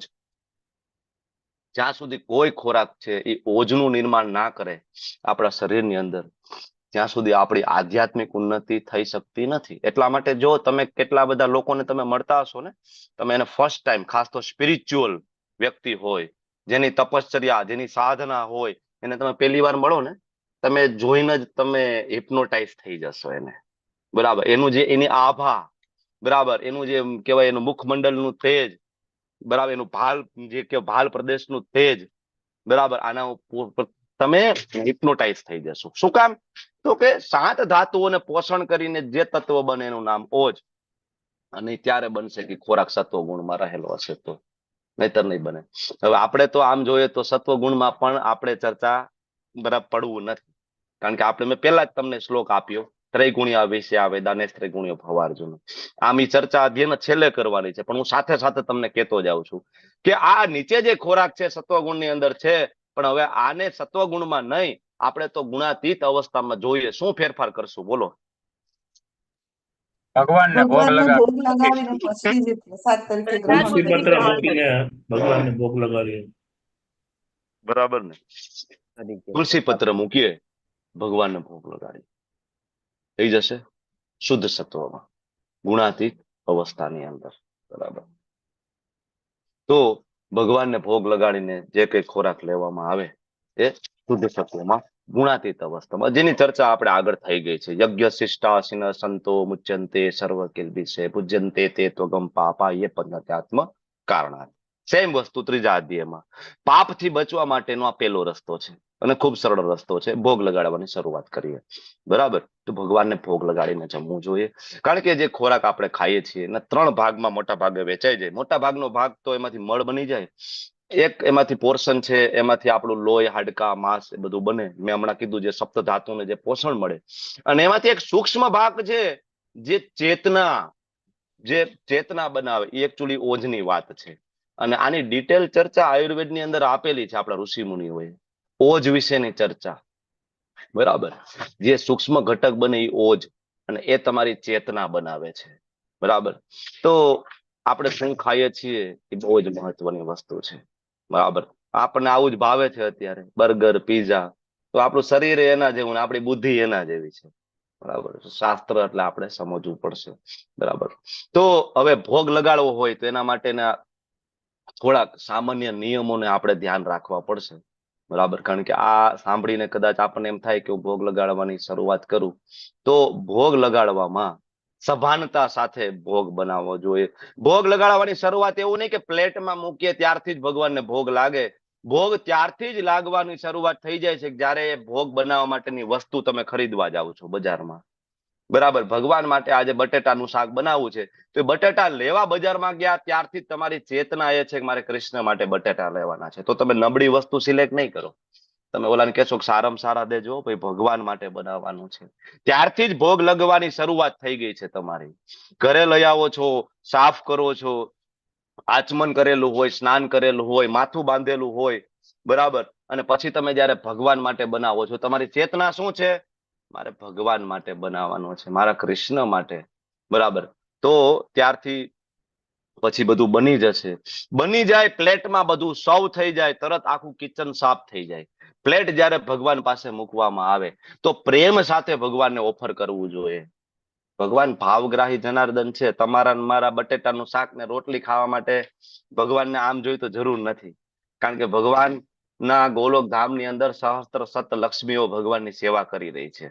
ભગવાન માત્ર કૃપા કરવા માટે કળિયુગની અંદર અર્ચા વિગ્રહ સ્વરૂપે, ફોટા સ્વરૂપે આપણી સામે પ્રગટ થાય અને તમારા ને મારા હાથનો બનાવેલો ભોગ ગ્રહણ કરે છે, માત્ર ને માત્ર કૃપા કરવા માટે, બરાબર. જરૂર નથી જેમ એક બાળક હોય, બરાબર, એને પપ્પા એના 10 રૂપિયા આપે બાળકને, તો એ બાળક હોય, સમજણું હોય, 8-10 વર્ષનું હોય, બાળક બહાર જાય અને ચોકલેટ લઈ આવે, બરાબર. અને ચોકલેટ લઈને પપ્પા પાસે, પપ્પા પપ્પા આલ્યો એક ચોકલેટ તમે રાખો પપ્પા, બરાબર. તો પપ્પા ખુશ થઈ જાય, મારો દીકરો, બરાબર. પપ્પા ધારે તો ચોકલેટ નો ખટારો, બરાબર, પરચેસ કરી શકે, બરાબર ને. પપ્પાની ઇન્કમ એટલી હોય કે રિક્ષા ભરીને ચોકલેટ લઈ આવી શકે ઘરે, પણ છતાં એ બાળક એનું એક ચોકલેટ જયારે એને પપ્પાને ઓફર કરે તો પપ્પા ખુશ થઈ જાય, મારો દીકરો. હવે આપ્યું તો બધું એને જ છે, બધું કૃષ્ણનું છે. 5મા અધ્યાયમાં આપણે ભરી ગયા છીએ, ભૂમિરાપો અનલો વાયુ ખમ્મનો બુદ્ધિ રે વચન, બરાબર ને. કે જે કઈ પંચમહાભૂતમાંથી બને છે, પંચમહાભૂત ભગવાનની શક્તિ છે. તો આ જગતમાં કઈ એવી વસ્તુ છે જે પંચમહાભૂતની બહાર હોય છે? કઈ વસ્તુ તમે ભોગ માટે બનાવો કઈ પણ, તો પંચમહાભૂત કૃષ્ણનું. તો જેનું છે તેરા તુજકો અર્પણ, પણ કેવી રીતના? પ્રેમપૂર્વક, પ્રેમપૂર્વક, યોગ્ય મૂડ સાથે. એવું નહીં કે પ્લેટ મૂકી દીધી, બરાબર, ડીંગ ડીંગ ડીંગ ડીંગ ડીંગ ડીંગ ડીંગ, પડદો બંધ, નીકળી ગયા બારે, પોતાનું કામ કરવામાં લાગી ગયા, ખબર જ નથી ભોગ કાઢવાનો સમય થઈ ગયો છે. એમ ના હોય. તમારી ઘરે પ્રાઇમ મિનિસ્ટર આવે જમવા માટે, વિચાર કરો કે નરેન્દ્ર મોદી તમારે ત્યાં એક લંચ લેવા માટે આવે છે, અને હવે વિચારો કે તમે શું વ્યવસ્થા કરવાના છો એના માટે, બરાબર ને. કેટલી વ્યવસ્થા કરીએ આપણે. નવી ક્રોકરી એના માટે લઈ આવીએ, જેવા જૂના વાસણમાં ના હાલે, ગોબા વાળા વાસણ હોય, લીટા વાળા નહીં ચાલે. નવી ક્રોકરી લઈ આવશું, બેસ્ટ વસ્તુ, બેસ્ટ મેનુ સિલેક્ટ કરીશું, બરાબર. આપણે ખડે પગે ઉભા રહીશું, બરાબર. આપણે એના આસિસ્ટન્ટને પૂછશું સાહેબને શું ભાવે, બરાબર ને. નરેન્દ્ર મોદી આપણી ઘરે આવશે પેલા એના આસિસ્ટન્ટને ફોન કરીને સાહેબને શું શું ભાવે, એનું શાક બનાવશું, બરાબર. કઈ કઢી ભાવે, કઈ દાળ ભાવે, રોટલી ખાશે, ભાખરી ખાશે, બાજરાનો રોટલો ખાશે, પૂછીએ આપણે એને ભાવતું. એમ જયારે ભગવાન માટે ભોગ બનાવે તો ભગવાનના આસિસ્ટન્ટને પૂછવું જોઈએ. ભગવાનના આસિસ્ટન્ટ, ભગવાનના ભક્તો છે. સરસ મજાનું ભજન, ભજ ભક્ત વત્સલ ગૌર હરી, પ્રસાદ આરતી, ભોગ આરતી છે ભગવાનને. એની અંદર ભક્તિનો ઠાકોરે મેનુ આપ્યું છે આખું, બરાબર. અલગ અલગ લુચી, પૂરી, લાડુ, બરાબર. એમાં ભક્તિનો ઠાકોરે ભગવાનને શું ગમે એ મેનુ એમાં આપેલું છે. તો પૂછવું જોઈએ આપણે આચાર્યને કે શું ભાવે કૃષ્ણને, બરાબર. એ મૂળ સાથે ઓફર કરવું જોઈએ. પછી નરેન્દ્ર મોદી જમતા હોય તો આપણે કહેવાય ખૂણામાં ઉભા રહે ખડે પગ. એ જમી ના લે ત્યાં સુધી આપણે જમીએ નહીં, બરાબર. આપણે ધ્યાન રાખીએ સાહેબને કઈ ઘટતું તો નથી ને, સાહેબને કઈ ઘટતું તો નથી ને. આપણું ધ્યાન હોય. પત્ની આમ રસોડામાં ઉભી હોય, પતિ આમ ખડે પગ, અને પતિ આમ કહેવાય ઈશારો કરીને બરાબર કહી દે કે અહીંયા ઘટે છે, પાણી લઈ આવો, બરાબર, દાળ લઈ આવો, ભાત લઈ આવો. એમ ભગવાનને જયારે ભોગ લાગે તો આપણે અલ્ટર બંધ કરીને 10 મિનિટ બહાર બેઠા બેઠા હરે કૃષ્ણ મહામંત્રની માળા કરીએ, કીર્તન કરીએ, ભગવાનને હૃદયપૂર્વક પ્રાર્થના કરીએ કે ભગવાન તમને ઓફર તો કર્યું છે, પણ એમાંથી જો કઈ ઘટે, કારણ કે હવે ભગવાન એકલા જમતા નથી ક્યારેય, હંમેશા એના ગોપ બાળો હોય, અષ્ટ સખી હોય, બધા સાથે મળીને જમતા હોય છે. તો કઈ વસ્તુ ઘટે તો ભગવાન રસોડામાં બીજું રાખ્યું છે, એટલા માટે રસોડું પણ ક્લીન રાખવું એટલું જરૂરી છે. રસોડું એવું નહીં કે બધું બની ગયું ને બધું કહેવાય જેમ ફાવે એમ પડ્યું છે, નહીં. ભોગ બની ગયા પછી રસોડું, પ્રભુપાદ જયારે રસોઈ બનાવીને બહાર નીકળતા એકદમ નીટ એન્ડ ક્લીન કિચન હતું પ્રભુપાદ. કારણ કે આપણો ભાવ એવો હતો કે ભગવાનને ભોગ લગાડ્યા પછી ભગવાનને આપણે પ્રાર્થના કરી કે પ્રભુ કઈ ઘટે ને તો રસોડામાં બધું પડેલું છે, ઢાંકીને રાખ્યું છે. તમારા કોઈ પાર્ષદને મોકલજો, બરાબર, તો તમારા માટેનું બાકીની ત્યાં વ્યવસ્થા હજી છે. આ ભાવ આપણો હોવો જોઈએ, બરાબર. અને એક પુખ્ત વય 15 વર્ષના બાળકને જમતા જે સમય લાગે એ સમય ભગવાનને જમતા લાગે. એવું નહીં કે મૂક્યું ડીંગ ડીંગ ડીંગ ડીંગ, થોડીક વાર થઈ, આ પડદો ખોલ્યો, ડીંગ ડીંગ ડીંગ ડીંગ, લઈ લીધું. હવે એ કઈ ફિલ્ટરના મશીન તરીકે ઉપયોગ નથી કરવાનો. ભગવાને 3જા અધ્યાયમાં કીધું કે ભાઈ મને ભોગ લગાડશો તો તમે પાપથી બચી જશો. તો કે આ ફિલ્ટર કરી નાખીએ, લઈ આવવા જઈને મૂક્યું ફિલ્ટર, ડીંગ ડીંગ ડીંગ ડીંગ, કાઢો, પાપ નીકળી ગયા, હવે આપણે ખાઈ લેવાનું. એના માટે નથી લગાડવાનું. પત્રમ પુષ્પમ ફલમ તોયમ યો મે ભક્ત્યા પ્રયચ્છતિ. ભક્તિપૂર્વક, પ્રેમપૂર્વક, પ્રીતિપૂર્વક ભોગ લગાડવાનો છે, ખૂબ સન્માન કરવાનો છે. પ્રસાદ પ્રભુના સાક્ષાત દર્શન, સ્વયં ભગવાન છે. અન્ન બ્રહ્મ તરીકે ભગવાન છે એની અંદર. પ્રસાદ એટલે ઇસ્કોનની અંદર પ્રસાદનું સર્વોચ્ચ મહત્વ છે.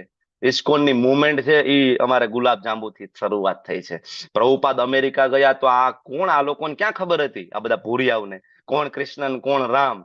પ્રભુપાદ ભાગવતમ આપતા, ભાગવતમ ચાલુ કરતા પહેલા વેલા ઉઠીને ગુલાબ જાંબુ બનાવીને રેડી કરતા, મોટું બાઉલ ભરીને ભગવાનને ભોગ લગાડતા તુલસી પત્ર મૂકીને. અને ભાગવતમના ક્લાસમાં એન્ટ્રી થવા માટેનો દરવાજો હોય ત્યાં સ્ટૂલ ઉપર બાઉલ મૂકી દેતા.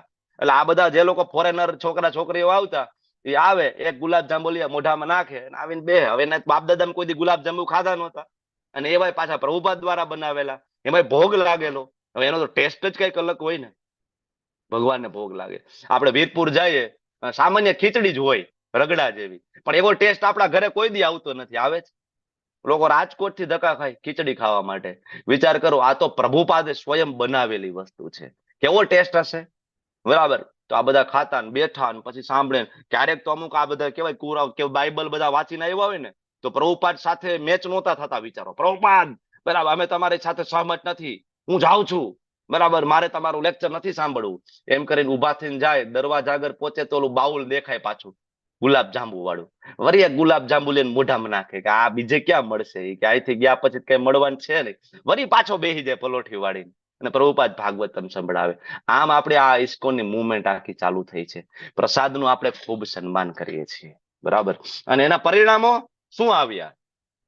પરિણામો આખા વિશ્વની અંદર એક પણ એવો દેશ નથી કે જ્યાં હરે કૃષ્ણ આંદોલનના અનુયાયીઓ નથી, જ્યાં રાધા કૃષ્ણના ભક્તો નથી. ચાઇના હોય તો ચાઇના, પાકિસ્તાન હોય તો પાકિસ્તાન, ને બાંગ્લાદેશ હોય તો બાંગ્લાદેશ. મુસ્લિમ કન્ટ્રી, ક્રિશ્ચિયન કન્ટ્રીઝ, એક પણ એવો દેશ નથી કે જ્યાં ભગવાનના શુદ્ધ ભક્તો. એવું નહીં ખાલી ભક્તિ કરવા ખાતર ભક્તિ નહીં, જીવન પરિવર્તન, પહેરવેશનું પરિવર્તન, શ્રદ્ધામાં પરિવર્તન, ખોરાકમાં પરિવર્તન, રૂટીનમાં પરિવર્તન. ખાલી એવું નહીં કરવા ખાતર ભક્તિ નહીં, રૂટીનમાં પરિવર્તન ટોટલ. સુવાના ટાઈમમાં ફેરફાર, જમવાના ટાઈમમાં ફેરફાર, ઉઠવાના ટાઈમમાં ફેરફાર, માથે શિખા, મુંડન, ધોતી, કુર્તો, માતાજીઓ સાડી, બરાબર, એકદમ સાત્વિક. આ પ્રસાદના પરિણામ છે, બરાબર. એટલે ભોગને કોઈ લાઇટલી નહીં લેતા. હું ભોગ લગાડવાની જે ઘરે વાત કરું છું, બિલકુલ લાઇટલી નહીં લેતા, બહુ મોટી વાત છે. તો આ સત્વગુણ અને શુદ્ધ સત્વની વાત થઈ. રજોગુણી ખોરાક કેવો હોય? અતિશય કડવું, ખાટું, ખારું, ગરમ, તીખું, લુખું, બળતરા કરે એવું. આજકાલ તો આપણને આવું જ ભાવે ને. પાણીપુરી વાળાને કે હજી થોડીક તીખી બનાવો, હજી થોડીક તીખી બનાવો, માથે થોડુંક લાલ મરચું નાખ હજી તું, બરાબર ને. ભગવાન કે આ બધું છે ને દુઃખ આપશે તમને. ભગવાન પોતે કે છે કે આવા અન્ન દુઃખ, શોક ને રોગ ઉત્પન્ન કરે. ડોક્ટરો તો આપણને કે જ છે, બરાબર, 500 રૂપિયા ફી દઈને ડોક્ટર આ જ વસ્તુ નીચે લખીને આપે છે. મારી પાસે તમે ટ્રીટમેન્ટ લેવા આવો, હું ડોક્ટર છું હરસ મસા ભગંદરનો, બરાબર. દરેક મારા દર્દીઓમાં નીચે લખેલું છે તીખું, તળેલું, રીંગણા, બાજરો, મરચા, ગરમ મસાલા વાળું ખાવું નહીં. હવે એની વસ્તુ ભગવાન 5000 વર્ષ પહેલા લખીને ગયા ભગવદ્ ગીતામાં. પણ લોકો મને 500 રૂપિયા દેશે, ભગવદ્ ગીતા વાંચશે નહીં 250 રૂપિયાની, બરાબર. એમાં લખેલું જ છે. ભગવદ્ ગીતા કોઈ વાંચે, બરાબર. મારી પાસે આવા ડોક્ટરો પાસે જવાની જ જરૂર ના પડે. ઠીક છે, કર્મના બંધનો પ્રમાણે જીવનમાં મુશ્કેલી આવવાની છે, બરાબર, પણ અન્નનું ખૂબ મહત્વ છે. આયુર્વેદની અંદર જે આહાર સર્વોચ્ચ મહત્વ છે, બરાબર. તો આવું ખોરાક જે રજોગણી લોકોને આવું પ્રિય હોય છે. આજકાલ તો તમે જુઓ ને આ બધું બનતું હોય છે, આ બધું તમે જોતા હશો લાઈવ, બરાબર. એવી એટલી તીખી વસ્તુ બજારમાં મળે છે ને કે એનું હાયર લેવલ છે કે આપણે તો મોઢામાં ના નાખી શકીએ. લોકો બેભાન થઈ જાય એટલી તીખી વસ્તુ પણ મળે છે, સામાન્ય માણસ ખાય તો. અને તમોગુણી ભોજન કરવાના 3 કલાક પહેલા રાંધેલું હોય ના ખવાય. સ્વાદ વગરનું બગડેલી વસ્તુ ના ખવાય. બગડેલી વસ્તુ એટલે બેકરી ફૂડ અમુક હોય જે બગડી ગયા હોય પછી લોકો ખાતા હોય, ના ખવાય. દુર્ગંધ મારતી વસ્તુ ના ખવાય. ઘણા બધા એમ કે ડુંગળી લસણ ના ખાવા જોઈએ. પ્રભુજી તમે કયો છો, ક્યાં લખ્યું છે? અહીંયા લખ્યું છે, પૂતિમ પર્યુષિતમ ચયત. ડુંગળી ખાવાથી મોઢામાંથી સુગંધ આવે આવું કોઈનો અહીંયા અભિપ્રાય છે 115 માંથી? કે ડુંગળી લસણ ખાધા ને હા બાજુવાળાને મજા આવતી હતી, તમે બસમાં ગયા પૂછતા હતા તમે કઈ પ્રકારની ડુંગળી ખાધી, કાં તો કે મોઢામાં સરસ સુગંધ આવે છે. કોઈ કીધું આજ સુધી? કીધું કોઈ દિવસ? ડુંગળી લસણ ખાધા હોય તો મોટામાંથી દુર્ગંધ આવે, બધાને ખબર છે, બરાબર ને? એટલા માટે તો નવી સગાઈ થઈ હોય, નવા પ્રેમી પંખીડા હોય, એકાબીજાને મળવા જાય, ડુંગળી લસણ ખાઈને ના જાય. અને ડુંગળી લસણ ખાઈને જાય તો ઓલું માઉથ ફ્રેશનર રાખે, આમ ફુવારો મારી દે. કાં તો કે બાજુ બેઠા હોય ને વાત કરતા હોય, મોઢામાંથી ડુંગળીના બરાબર આવતા હોય સ્મેલ, કેવું લાગે? તો આપણે એ સ્વીકારીએ છીએ કે ભૌતિક જગતમાં કોઈને થોડો કઈ પ્રેમ કરતા હોય એને મળવા જઈએ તો આપણે સ્નાન કરીએ, સ્વચ્છ કપડાં પહેરીએ, બરાબર, ગિફ્ટ લઈને જઈએ, એવું કઈ ખાઈને ના જાય કે આપણા શરીરમાંથી મોઢામાંથી દુર્ગંધ આવે. અચ્છા, તો ભગવાન આપણને જે અનંત કોટી બ્રહ્માંડના સ્વામી અનંત વર્ષોથી આપણી રાહ જોવે છે ને આપણે આટલો પ્રેમ કરે છે, એને મળવા માટે આટલું ના કરી શકીએ? બરાબર. ભગવાન કહે છે આવું ના ખાવું જોઈએ. તમોગુણી લોકોને પ્રિય છે આવું ભોજન. અને હવે પ્રોબ્લેમ એ છે કે આવું ભોજન ખાશે, બરાબર, તો આપણે વાત થઈ હતી કે જે 7 ધાતુનું જે પોષણ છે પ્રોપર પોષણ નહીં મળે, એને પ્રોપર પોષણ નહીં મળે એટલે એની અંદર મેદનો વધારો થશે, અસ્થિની બરાબર નબળાઈ જોવા મળશે. તમને આ જોવા મળે છે આજે સમાજની અંદર. જોવો ને તમે, લોકો અમુક બહુ જ જાડા થઈ જાય છે, અમુક એકદમ લીન થીન લોકો છે, નાની ઉંમરે ઓસ્ટિયોપોરોસિસ, સંધિવાત, બરાબર, ડોકના દુખાવા, કમરના દુખાવા સમાજની અંદર જોવા મળે છે તમને. આનું પરિણામ છે તમોગુણી રજોગુણી ખોરાકનું પરિણામ છે. એટલે આવા ખોરાક ના લેવા જોઈએ. આવા લેશો તમે ભક્તિ કરી શકશો નહીં. એવું નથી કે આ કહેવાય ડુંગળી લસણ ખાવામાં પાપ છે. તમોગુણ છે, તમારી ક્યારેય ચેતના ભગવાનમાં સ્થિર નહીં થઈ શકે, તમે આધ્યાત્મિક માર્ગ ઉપર આગળ નહીં ચાલી શકો, બરાબર, અને ક્યારેય ભગવત ધામની પ્રાપ્તિ થવી શક્ય નથી. તમોગુણી વ્યસન, તમોગુણી ખોરાક સાથે ભગવત પ્રાપ્તિ થતી નથી. એટલે શ્રીમદ ભાગવતમ સ્કંદ પહેલાના અંતે સ્વયં પરીક્ષિત મહારાજ જયારે સુખદેવજીને પૂછે તે ત્યારે સુખદેવજી સેમ વસ્તુ 4 નિયમોની ચર્ચા ત્યાં કરે છે. 4 નિયમોમાં આ પણ છે, બરાબર. ઓકે, તો આ થઈ ગયું અન્નની વાત. બહુ પર્સનલ વસ્તુ છે, કોઈ આમ કહેવાય કે દિલ ઉપર લઈ ના લેવું, પણ ટ્રાય કરવી કે શાસ્ત્ર પ્રમાણે આપણે જીવન જીવી શકીએ, એટલીસ્ટ થોડું છોડી શકીએ. પાન, માવા, બીડી, તમાકુ, વ્યસન, બરાબર, ચા કોફી છોડવું જોઈએ. આપણા બાપ દાદા ચા કોફી આફ્ટર અંગ્રેજો પછી આવી છે ચા કોફી, એની પહેલા ચા ઇન્ડિયામાં હતી જ નહીં, અંગ્રેજો લાવ્યા છે ચા. આપણા બાપ દાદાઓ ગ્રીન ટી, બરાબર, અલગ અલગ પ્રકારના જે હર્બલ્સ એને મિક્સ કરીને એ લેતા હતા. ઉકાળો જેને કહેવાય આયુર્વેદની ભાષામાં, આપણા બાપ દાદા એ લેતા હતા. આપણે આ નહોતા લેતા. આપણા બાપ દાદા પીઝા બર્ગર નહોતા ખાતા. આપણા બાપ દાદાનો ઓરિજિનલ ખોરાક છે બાજરાનો રોટલો, ભાખરી, ઘી ગોળ મિક્સચર કરીને એ સવારમાં લેતા હતા. ચા નહોતા પીતા આપણા બાપ દાદા ગાયનું દૂધ પીતા હતા, બરાબર. તો એ તરફ પાછું વળવું જ પડશે. ઇવન તમારે ભક્ત ના બનવું હોય, ભગવત ધામ ના જવું હોય, પણ આ જગતમાં પણ તમારે સરસ રીતના જીવન જીવવું હોય અને મૃત્યુ સુધી સારું જીવન જીવી શકાય, ડોક્ટરોના પગથિયા ના ચડવા હોય, તો પણ તમારે ભગવદ્ ગીતાને ફોલો કરવી પડશે, બરાબર છે. હવે એના પછી આવે યજ્ઞ. તો ઘણા બધા લોકો યજ્ઞ તો કરતા હોય છે, તમે લોકો જોવો છો, નવચંડી યજ્ઞ કરતા હોય, કોઈ ઇન્દ્રદેવને પ્રસન્ન કરવા માટે, કોઈ શિવજીને પ્રસન્ન કરવા માટે. ભગવાન કહે છે યસ, જે શાસ્ત્રોક વિધિ પ્રમાણેનો યજ્ઞ કોઈ કરે છે, બરાબર, ફળની આકાંક્ષા ના રાખીને સાત્વિક કહેવાય છે. વાંધો નહીં, શાસ્ત્રમાં અલગ અલગ પ્રકારના યજ્ઞ લખ્યા છે, બરાબર. ધારો કે કોઈ વ્યક્તિ એના કુળદેવી ચામુંડા માતા માટે યજ્ઞ કરે, નવચંડી યજ્ઞ, બરાબર, શાસ્ત્રમાં આપ્યું છે. એના નિયમોનું પાલન કરીને એ યજ્ઞ કરે ફળની આકાંક્ષા વગર, પણ એવું જોવા નથી મળતું. મોટા ભાગના યજ્ઞ છે એ સકામ થઈ રહ્યા છે સમાજની અંદર, મનોરથ પૂર્ણ કરવા માટે. ઘરના મકાન બની જાય તો હે માતાજી નવચંડી યજ્ઞ કરીશ. ક્યારે કરીશ? ઘરના મકાન બને ત્યારે. નહીં બને તો નહીં કરું.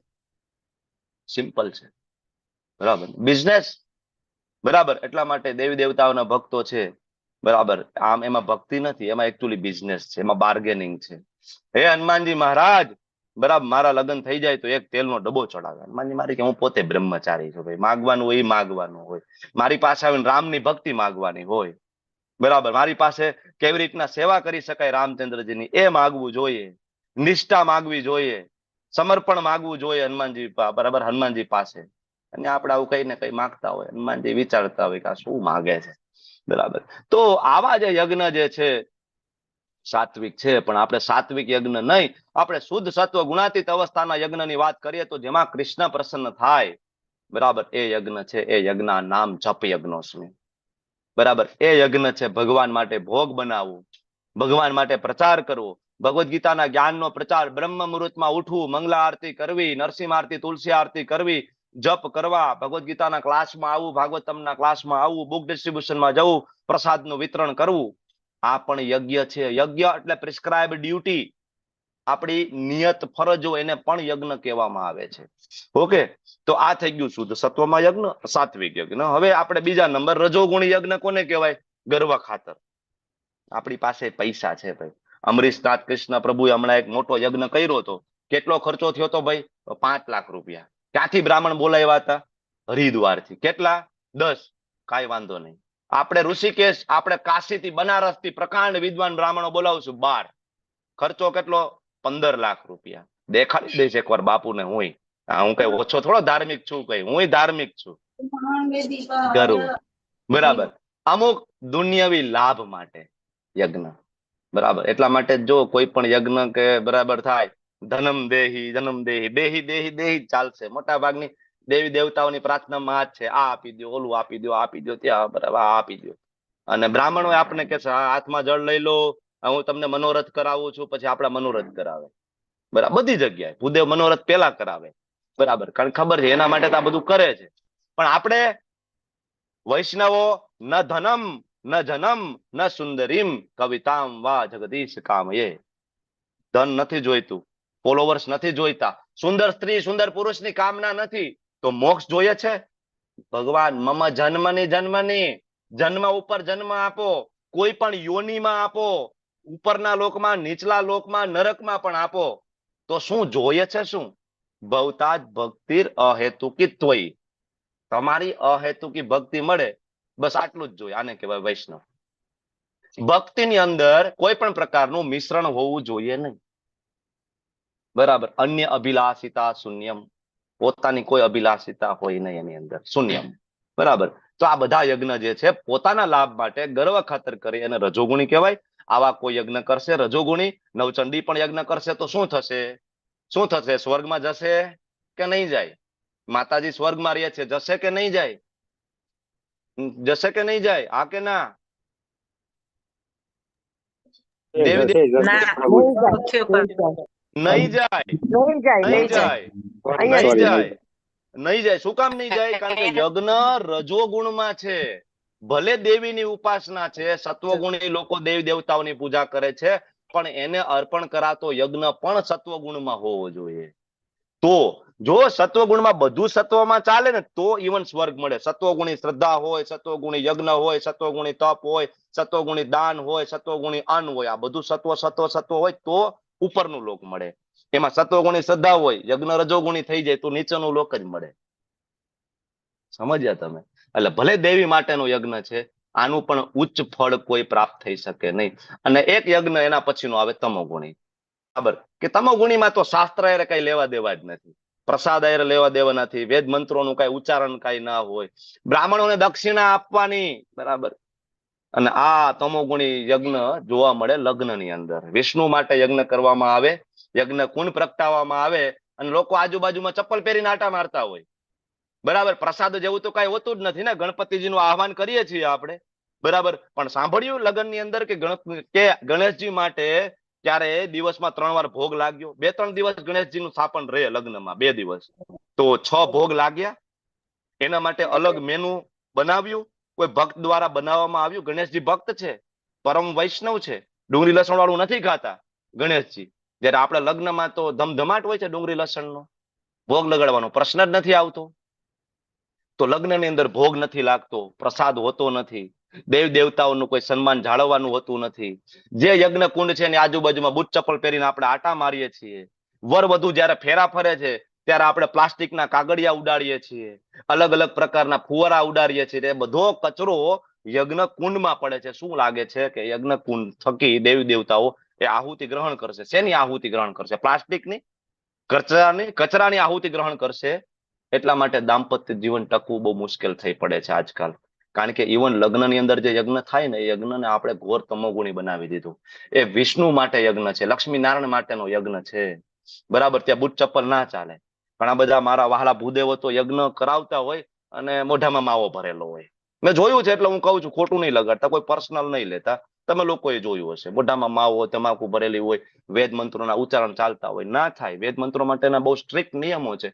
તો આ યજ્ઞનો કોઈ મતલબ નથી. આવા યજ્ઞ તો આવા લોકો કરતા હતા, અસુરો. બરાબર, કોઈ મતલબ નથી. આખા લગ્નનું બજેટ 20 લાખ રૂપિયાનું બજેટ હોય લગ્નનું, ફોટા વાળાને 5 લાખ રૂપિયા આપવામાં આવશે, પણ બ્રાહ્મણને જયારે 11,000 રૂપિયા જો બ્રાહ્મણ માગશે તો કે આ લૂચો છે, આ તો લાલચું છે બ્રાહ્મણ. એટલા બધા હોય 11,000. શું કરાયું 11,000 રૂપિયામાં એને? થોડાક શ્લોક બોલ્યા આવીને. ખબર જ નથી કે સંપૂર્ણ દાંપત્ય જીવનનો આધાર છે વેદ મંત્રો ઉપર રહેલો છે. તમારા ફોટોગ્રાફી ઉપર નહીં, તમારા પ્રી વેડિંગ શૂટિંગ ઉપર નહીં, તમારા રિસેપ્શન ઉપર નહીં. તમે 32 જાતના ભોજન બનાવીને આખા ગામને જમાડ્યા છે, એના ઉપર દાંપત્ય જીવન નથી ટકવાનું. દાંપત્ય જીવન ટકશે બ્રાહ્મણ દ્વારા બોલાયેલા વેદ મંત્રો ઉપર. પણ એને દક્ષિણા દેવાની હોય ત્યારે આપણે, બરાબર ને, ત્યાં આપણી કંજુસાઈ પેલા આવે. બરાબર, તો આ બધા જ યજ્ઞ ઘોર તમોગુણી છે, જેનું ફળ નહીં મળે આપણને. બરાબર, એના પછી આવે તપ. બ્રાહ્મણો, ગુરુ, માતા પિતા, વડીલોની પૂજા, આ શરીરનું તપ છે, આ કરવું જોઈએ આપણે. બરાબર, એના પછી આવે વાણીનું તપ. કેવું બોલવું જોઈએ ભગવાન એ શીખડાવે છે. સત્ય બોલવું જોઈએ, પ્રિય લાગે એ, અને સાથે સાથે હિતાવહ હોવું જોઈએ. સત્ય તો શેર બજારની ચર્ચા છે, અત્યારે ડૂબી રહ્યું છે. શેર બજારના કોઈક માણસને ગાઈડન્સ આપીએ, કદાચ એને પાસે હિતાવહ હોય, પણ બરાબર સત્ય હોવું જોઈએ, પ્રિય લાગે, અને પાછું એમાં એનું હિત હોવું જોઈએ, પરમ હિત, કે જેનાથી એને ભગવત પ્રાપ્તિ થાય. બરાબર, અને એવી રીતના કેવું જોઈએ કે એને ઉદ્વેગ ના પમાડે. અને આવું બોલતા ના આવડે ને આપણને 4 ક્વોલિટી વાળું, તો આમાં 5મી જે ક્વોલિટી છે ને, વૈદિક ગ્રંથોનો નિત્ય પાઠ, એ જે કરે ને આ બાકીના 4 ઓટોમેટિક આવડી જાય. આ ટેકનિક છે. બરાબર, તો આ તપ અલગ અલગ છે. મનનું તપ છે, સંતોષ, ગંભીરતા, આત્મસંયમ, જીવનની શુદ્ધિ. બરાબર, પણ અલગ અલગ પ્રકારના તપમાં 3 પ્રકાર. સાત્વિક તપ છે, દુનિયાવી લાભની ઈચ્છા ના હોય પરમેશ્વરમાં. બરાબર, અને શ્રદ્ધાપૂર્વક. સૌથી ઉપરનું જે તપ છે, વૃંદાવન પરિક્રમા આપણે હમણાં કરી હતી, ગોવર્ધન પરિક્રમા આપણે હમણાં કરીને આવ્યા, માયાપુરની પરિક્રમા આપણે ગયા વર્ષે કરી હતી. આ સર્વોચ્ચ તપશ્ચર્યા છે, સૌથી ઉપર ભગવાન કૃષ્ણને પ્રસન્ન કરે. બાકી દંભ દેખાડો કરવા માટેના તપ હોય, બરાબર, એનો કોઈ મતલબ નથી. ઘણા બધા એવા તપસ્વી હોય, બાબા બહાર નીકળ્યા છે, આખા ગામમાં ભંડારો કરવામાં આવે, તો કે બાબા 6 મહિના ગુફામાં હતા. મોરબીની આસપાસ એક છે એવા બાબા. બરાબર, દર 6 મહિને બહાર નીકળે, આખા ગામમાં ભંડારો કરવામાં આવે. મૂળ પોતાને ભગવાન બનવાની કામના છે. હું ભગવાન છું, જોયું મેં તપ કર્યું છે. દેખાડો, દંભ, સન્માન, હાર તોરા, મતલબ નથી ભગવાન કે કોઈ. અને મૂર્ખામીને વશ થઈને કોઈ તપ કરે બીજાને હેરાન કરવા માટે, તમોગુણી છે. આવા તપ તો રાવણ, કુંભકર્ણ, હિરણ્યકશિપુએ કર્યા છે. તો આપણા કરતા તપ તો એ કરી શકે 33,000 વર્ષ 2 પગના અંગૂઠા ઉપર, 2 હાથ ઉપર બરાબર ઊંચા કરીને. આપણે તો શું તપ કરી શકીએ? આજકાલના ઋષિ મુનિઓ શું કરી શકે? એવા તપ આ લોકો કરતા હતા, પણ કોઈ મતલબ નથી. કારણ કે તપ કેવું હતું? તમોગુણી. કોઈ ફળ મળે નહીં. એટલે આ પણ જોવું પડે ને કે તપ શું કરીએ, કેવું કરીએ છીએ. અને છેલ્લે આવે દાન. આપણે ગુજરાતીઓ બહુ આગળ પડતા હોય છે દાન કરવામાં. નીકળ્યા જોયા નથી ને આ તરત આપી જ દીધું ગમે ત્યાં. નહીં, નથી આપવાનું ભાઈ, ગમે ત્યાં દાન નથી કરવાનું. શાસ્ત્રને ફોલો કરવાનું છે આપણે. આપણા પરસેવાની કમાણી, આપણા મહેનતનો પૈસો છે. ગમે ત્યાં કહેવાય ગાડી લઈને જતા હોય, વિન્ડો નીચે કરી નથી આપવાનું. બરાબર, 3 પ્રકારના દાન છે, સત્વ, રજ અને તમ. બરાબર, અને ત્રણેયમાં સર્વોચ્ચ જે દાન છે, બરાબર, એ એકેય નથી. કારણ કે સર્વોચ્ચ દાન છે ગુણાતીત અવસ્થામાં થાય, એ દાન છે. યજ્ઞ અર્થાત કર્મણો. ફરીથી શ્લોક યાદ દેવડાવું તમને, 3જો અધ્યાયનો. એ નહીં કરો તો કર્મ બંધન. યજ્ઞ અર્થાત કર્મણો, અન્યત્ર લોકોયમ કર્મ બંધન. તો સત્વમાં પણ કર્મ બંધન છે, સોનાની સાંકળ. રજોમાં કર્મ બંધન છે, ચાંદીની સાંકળ. અને તમોમાં કર્મ બંધન છે, લોઢાની સાંકળ. બરાબર, તો દાન કર્તવ્ય સમજીને કોઈ કરતો હોય, બદલાની આશા ના હોય, યોગ્ય સ્થાન, યોગ્ય સમય સુપાત્ર વ્યક્તિને કરાય તો સાત્વિક દાન છે. સાત્વિક દાન કરવાથી બહુમાં બહુ તો ઉપરનો લોક પ્રાપ્ત થઈ શકે છે. આનાથી વિશેષ નહીં. ભગવત ધામ જઈ શકતા નથી. તો આના ઉપરનું જે દાન છે શુદ્ધ સત્વમાં, એ દાન છે બીજાને વૈષ્ણવ બનાવવા. બીજાને ભગવદ્ ગીતા આપો, ભાગવતમ આપો, ચૈતન્ય ચરિતામૃત આપો, બરાબર, બીજાને માળા કરતા શીખડાવો, બીજાને તમે ક્લાસમાં લાવો, બીજાને તમે ભગવાનનો પ્રસાદ આપો, બીજાને તમે યાત્રામાં લઈ જવા માટેની કોશિશ કરો. એની કહેવાય કે એટલી સગવડતા ના હોય તો સ્પોન્સર કરવાની કોશિશ કરો, કે જે વૈષ્ણવ હોય તમને એવું લાગે કે ના વૈષ્ણવ છે, ઘરની પરિસ્થિતિ સારી નથી, બરાબર, કઈ વાંધો નહીં, આવો, બરાબર, યાત્રામાં લઈ જાવ, એને સ્પોન્સર કરો. આ છે સર્વોચ્ચ દાન.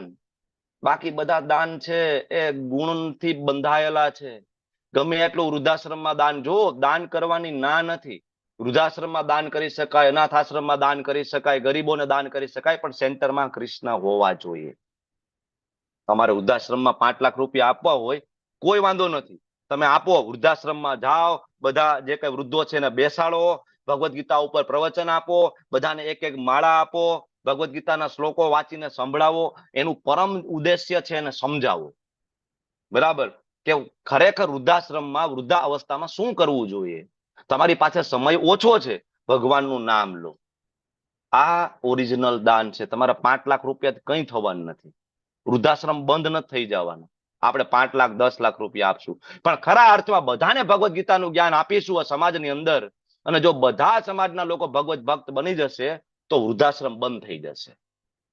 કોઈ મોકલશે નહીં માતા પિતાને વૃદ્ધાશ્રમની અંદર ને, કારણ કે જે વૈષ્ણવ છે, જે દીકરો વૈષ્ણવ છે, એ માતા પિતાની સેવા અર્ચના પૂજા કરશે. આગળનો શ્લોક હમણાં આવ્યો તો વાંચ્યું હતું ને, જો શું લખ્યું ભગવાને, પરમેશ્વર, બ્રાહ્મણો, ગુરુ, માતા પિતા જેવા વડીલોની પૂજા કરશે. પૂજા કરે કાંઈ નહીં, સાચવશે, જીવશે ત્યાં સુધી. વૃદ્ધાશ્રમમાં નહીં મોકલે વૈષ્ણવ. તો જ્યારે તમે કોઈને વૈષ્ણવ બનાવો છો પછી બીજું કઈ કરવાની જરૂર નથી, બરાબર, ઓકે. અને વૈષ્ણવ નથી બનાવતા બાકીનું કઈ પણ કરો છો તે કર્મનું બંધન છે, સરવાળે કોઈ ફાયદો નથી. તો કોઈને ખોરાક આપીએ, કપડા આપીએ, પૈસા આપીએ, ક્યાં સુધી ચાલવાનું છે? કોરોનામાં બહુ દાન આપણે કરી લીધું, ગરીબી જતી રહી ભારતમાંથી, બધાને આપણે ખાવાનું દેવા જતા હતા, જતી રહી ગરીબી? ગયું નહીં. માસ્કનું વિતરણ કર્યું, બીમારી જતી રહી? ઠીક છે, આપણે પ્રોટેક્શન માટે કરીએ, પણ ઓરિજિનલ અવેરનેસ તો એને આપો કે આવી બીમારી શું કામ ફેલાઈ રહી છે. આના માટેનું કારણ છે તમોગુણી ખોરાક, નોનવેજ. ત્યાંથી તો બધું આવ્યું હતું ને, ઉડતું ઉડતું, ચામાચીડિયાના સૂપનો રસ ને ત્યાંથી તો આવ્યું. તો સમાજને શીખડાવો કે નથી ખાવાનું, એ શીખડાવશો તો ઓટોમેટિક આ બીમારીઓ બધી બંધ થઈ જશે. આવતી તમે પાયામાં જવાની કોશિશ કરો ને, ભગવાન આપણને એ સમજાવે છે. ઉપર ઉપર ચપચપિયા કરવાનો શું મતલબ છે? એટલે દાન અમુક બદલાની અપેક્ષાથી, કર્મફળની ઈચ્છાથી, નામ અરજીપૂર્વક અપાય, રજોગુણી દાન છે. મારું નામ ની તકતી લાગવી જોઈએ તો આપું 5 લાખ રૂપિયા, ફલાણા ઢીકણા, બરાબર. એક પંખો આપ્યો હોય સમાજની વાડીમાં, પંખાના 3 પાખડામાં 3 પેઢીના નામ લખાવે રેડિયમથી, પછી બપોરે ફરે ને 3 પેઢી ફરે, બરાબર. તો આ દાનનો કોઈ મતલબ નથી, અને પરાયણે દાન આપવાનો કોઈ મતલબ નથી, બરાબર. ધારો કે પ્રભુજી ઘરે આવ્યા, પ્રભુજી આવ્યા છે ને હવે કઈ કવર બવર કરવું પડશે, ઇસ્કોન મેંગલુરુનું નું આવ્યા હોત તો સારું હતું, તો આવું કવર કરવું નહીં. ભગવાન એવું રજોગુણી દાન સ્વીકારતા નથી, અને આપણે ઇસ્કોનમાં પણ આવું રજોગુણી દાનને સ્વીકારતા નથી.